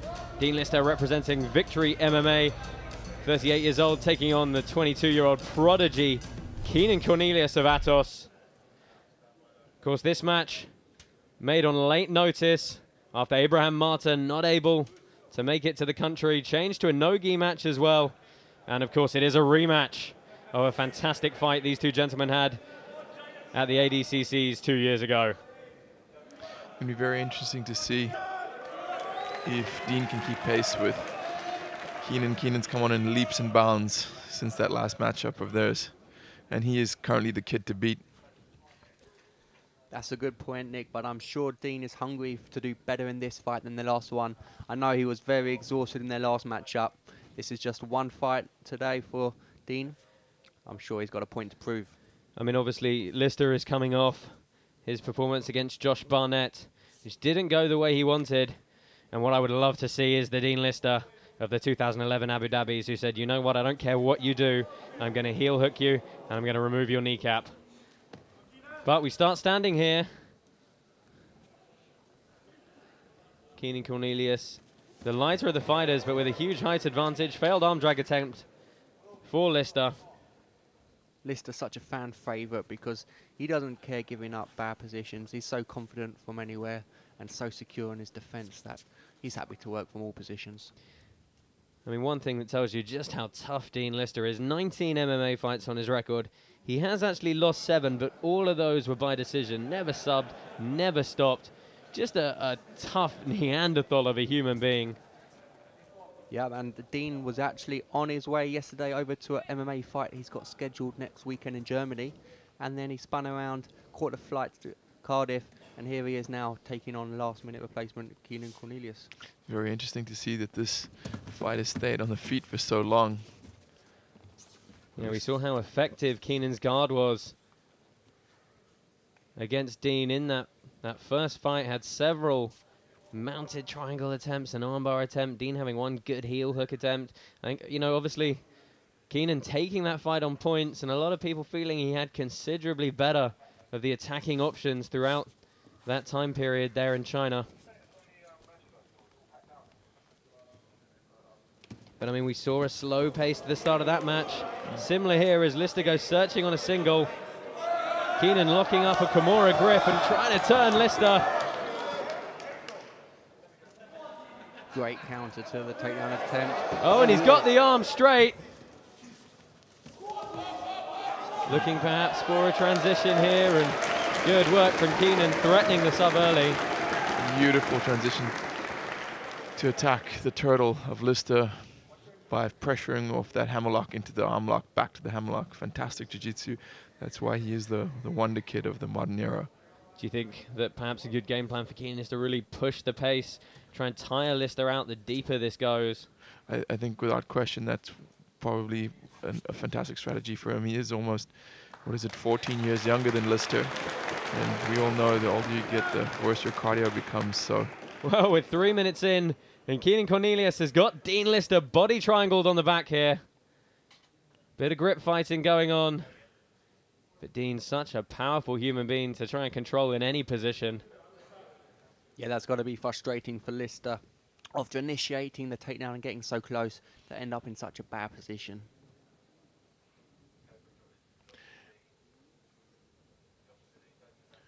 Of course, Cornelius has those long, strong, wiry legs, and he knows how to use them. And when having those wrapped around you in a body triangle must be torture, although Dean just has turned out of it. I mean, what sort of problems does that present? The kind of frame that Keenan has, that really long, lean body type. Many people claim that that is the most difficult fighter to compete against because powerhouse Dean there, throwing his opponent across the mat. Yeah, really running Keenan Cornelius the length of the mat there. Just trying to say, hey, young guy, you're not going to have it all your own way. fantastic agility on display from Cornelius, though. Let's see if Lister can use his bulk advantage now to pressure with the guard pass. Keenan just really looks like he's out there enjoying himself on the mat, like he's really fulfilling his destiny. I mean, he is the most accomplished brown belt in the history of the sport. Climbing for a triangle, really strong two-on grip. Lister sitting for the heel hook, Keenan able to free his legs. And of course, that butterfly guard is going to really protect Keenan's feet. Lister's going to have to dig those ankles out to go after them. So definitely a good guard structure for Keenan Cornelius here. Exactly right. His guard is absolute hell. It's probably the best guard in the world today. With those, as I mentioned earlier, those long, wiry legs. He's just absolute hell, and he adds to that incredible flexibility. So it's very, very difficult to deal with this guy's guard. Just getting a reset in the middle here. You can see Keenan floating both heels on the hips of Dean Lister. They're able to dictate that distance so effectively.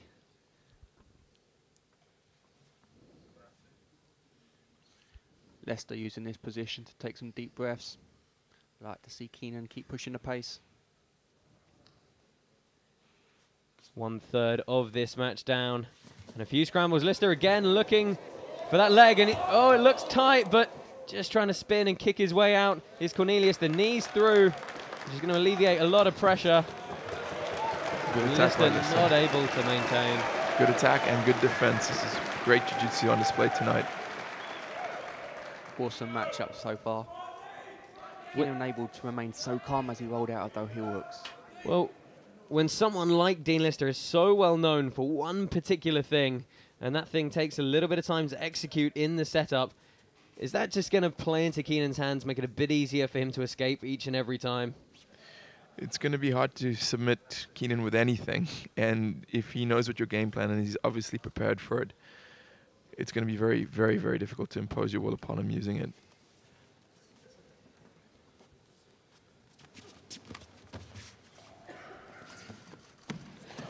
Keenan hitting a double leg. Lister in on the arm in guillotine, giving up the side control here.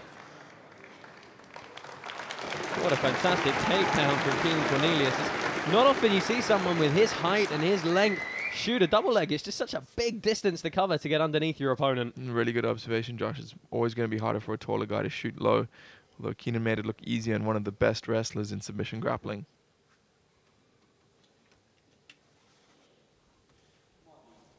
I feel Dean almost gave up defending that takedown in order to chase the guillotine, but Keenan just, again, able to stay so calm and so aware of what's going on during these transitions. It's amazing. It's funny, isn't it? Dean Lister has been around for absolutely years. We're used to seeing him on every major event, every major televised card. And Keenan's so young, but it seems like he's been here forever. Indeed, he has the youth on his side as Lister has experience. Great matchup. Looking to fish for that hammerlock again. Lister countering with the clasp of the hands and the S grip. We've seen so many times tonight. I think one great takeaway is going to be the strength of this Kimura grip and setup in the no-gi environment.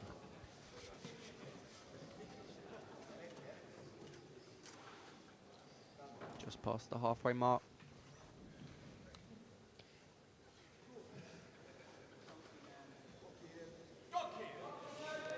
So it's not looking good for Lister at all. No, I think as the oxygen starts to burn away, I mean, we know how tough he is, but he's going to have to really start conserving more and more energy, and it is brute force grip that's going to keep him in this armbar. Let's see if Keenan looks to change tactic.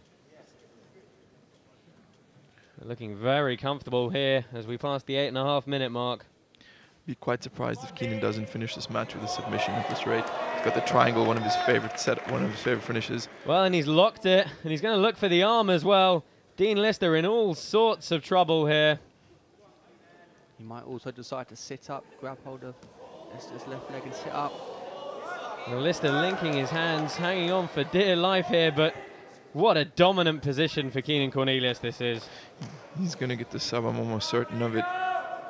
All he needs to do is break that S grip that Lister has. He's got a very, very tight triangle on. Could it be after Dean went so many years without getting tapped 2 fights in a row? Oh, and he got him! Dean Lister capitulates, and Keenan Cornelius wins by triangle at the 9-minute mark. We can say that really is the changing of the guard. Dean Lister is such a seasoned competitor. He's one of the best submission grapplers, we can safely say, of his generation, because now it's time for the new generation with stars like Keenan on the mats. That was an incredible display of jiu-jitsu from Keenan Cornelius. That's why they call him the Wonder Kid. I think you called that absolutely right, Nick. This was a monumental match. As you said, passing of the guard. I mean, Keenan almost made it look easy. And there you go, having his hand raised by the ref to make it official. They showed their respects. Let's go to Josh now to speak to the man of the moment. I'm here with our winner, Keenan Cornelius. Keenan, a rematch of your ADCC encounter with Dean Lister, and this time leaving no doubt. You know, Dean Lister, man, he's been my hero since I was a white belt. I was watching Dean Lister, you know?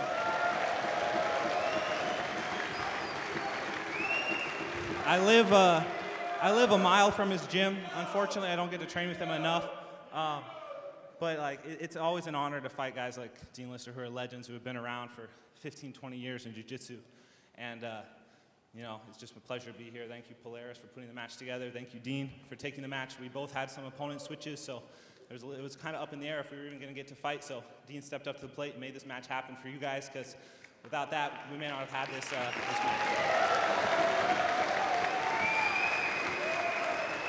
I've got to ask, you seem like you've been around the jiu-jitsu scene forever. You're making a name all over the place. What's it like to be you right now? I don't really notice that. I just show up to the gym every day and train. And you've got a fantastic team behind you in San Diego at Atos. Thank you, yeah. Professor Andre's right here. We have a crazy, like, the mats are hot at San Diego. That's what I always say, man. San Diego is the hot spot for jiu-jitsu. We got guys like Liera and JT and Pete O'Neill, Mike Perez, all these guys, Andres Brunovskis, just so many talented guys coming up. And it's really, it's a blessing to be able to train with guys like that. And I encourage you guys, if you're ever in San Diego, stop by. Come train with me, come train with Dean. We're all in the same place, like 10 minutes from each other, so let's. Keenan, it's been a pleasure to watch you fight. Thank you very much. We hope you can come back again. Guys, make sure to go sign up on KeenanOnline.com. Ladies and gentlemen, Keenan Cornelius. I'm here with Dean Lister. Dean, frustrating and disappointed, I'm sure. Give us your thoughts on the fight. Well, you know, like I said with Lee earlier, as far as inviting me to fight, I was going to face Popovitch, a little too heavy. I'm a little older, what can I say, you know? So I'm over here in Europe, and he's like, hey, man, you know, actually, you fight Keenan. I'm like, well, you know, that's one of my friends. I know him. But, you know, for the event, for you guys, for England, for everyone here, I'm glad we made it happen. Thank you very much. I think on behalf of everybody here, I've got to say thank you very much for coming here and putting this contest on. Yeah, definitely great to be in England. I have so many friends here. I like to say, like, a few of my losses have been because maybe a wrong attitude or a wrong thing in life. Other mistakes have been maybe a wrong mentality going to match. Today I just got caught. It was his day, and hats off towards him. Thank you, Keenan. Thank you, everyone. Ladies and gentlemen, big round of applause for the legend, Dean the Boogeyman Lister!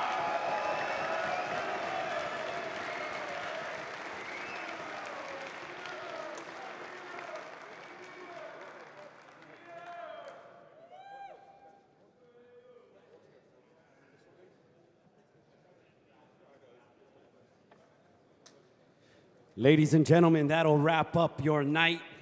For the first ever Polaris, make some noise one more time. For Tatami, made for fighters, jiu-jitsu style, scramble. They all made it possible along with everybody in this room and everybody that tuned in online. Before we go, I'd like to thank two men who've been working very hard tonight. But I'll do it just like we did it for the fighters, yeah? Yeah? From London, England, Team CFSBJJ. He's a first degree black belt. De La Hiva black belt. He's a 5-time and current European champion and a tatami sponsored athlete. Make some noise for David Malandro Onuma.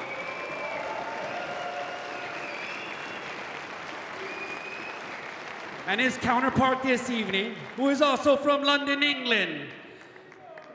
He represents Team Hodger Gracie.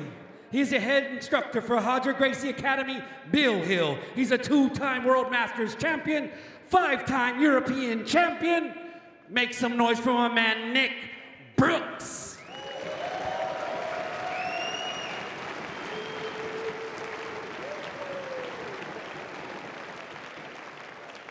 And finally, this intense night has come to an end, and once again, we can't thank you all enough for continuing to cultivate the spirit of jiu-jitsu. Go in peace, train hard, and keep spreading jiu-jitsu because it saves, it helps, and it builds the best human beings in the world. Thank you very much. My name is Tone Boogie. I love you.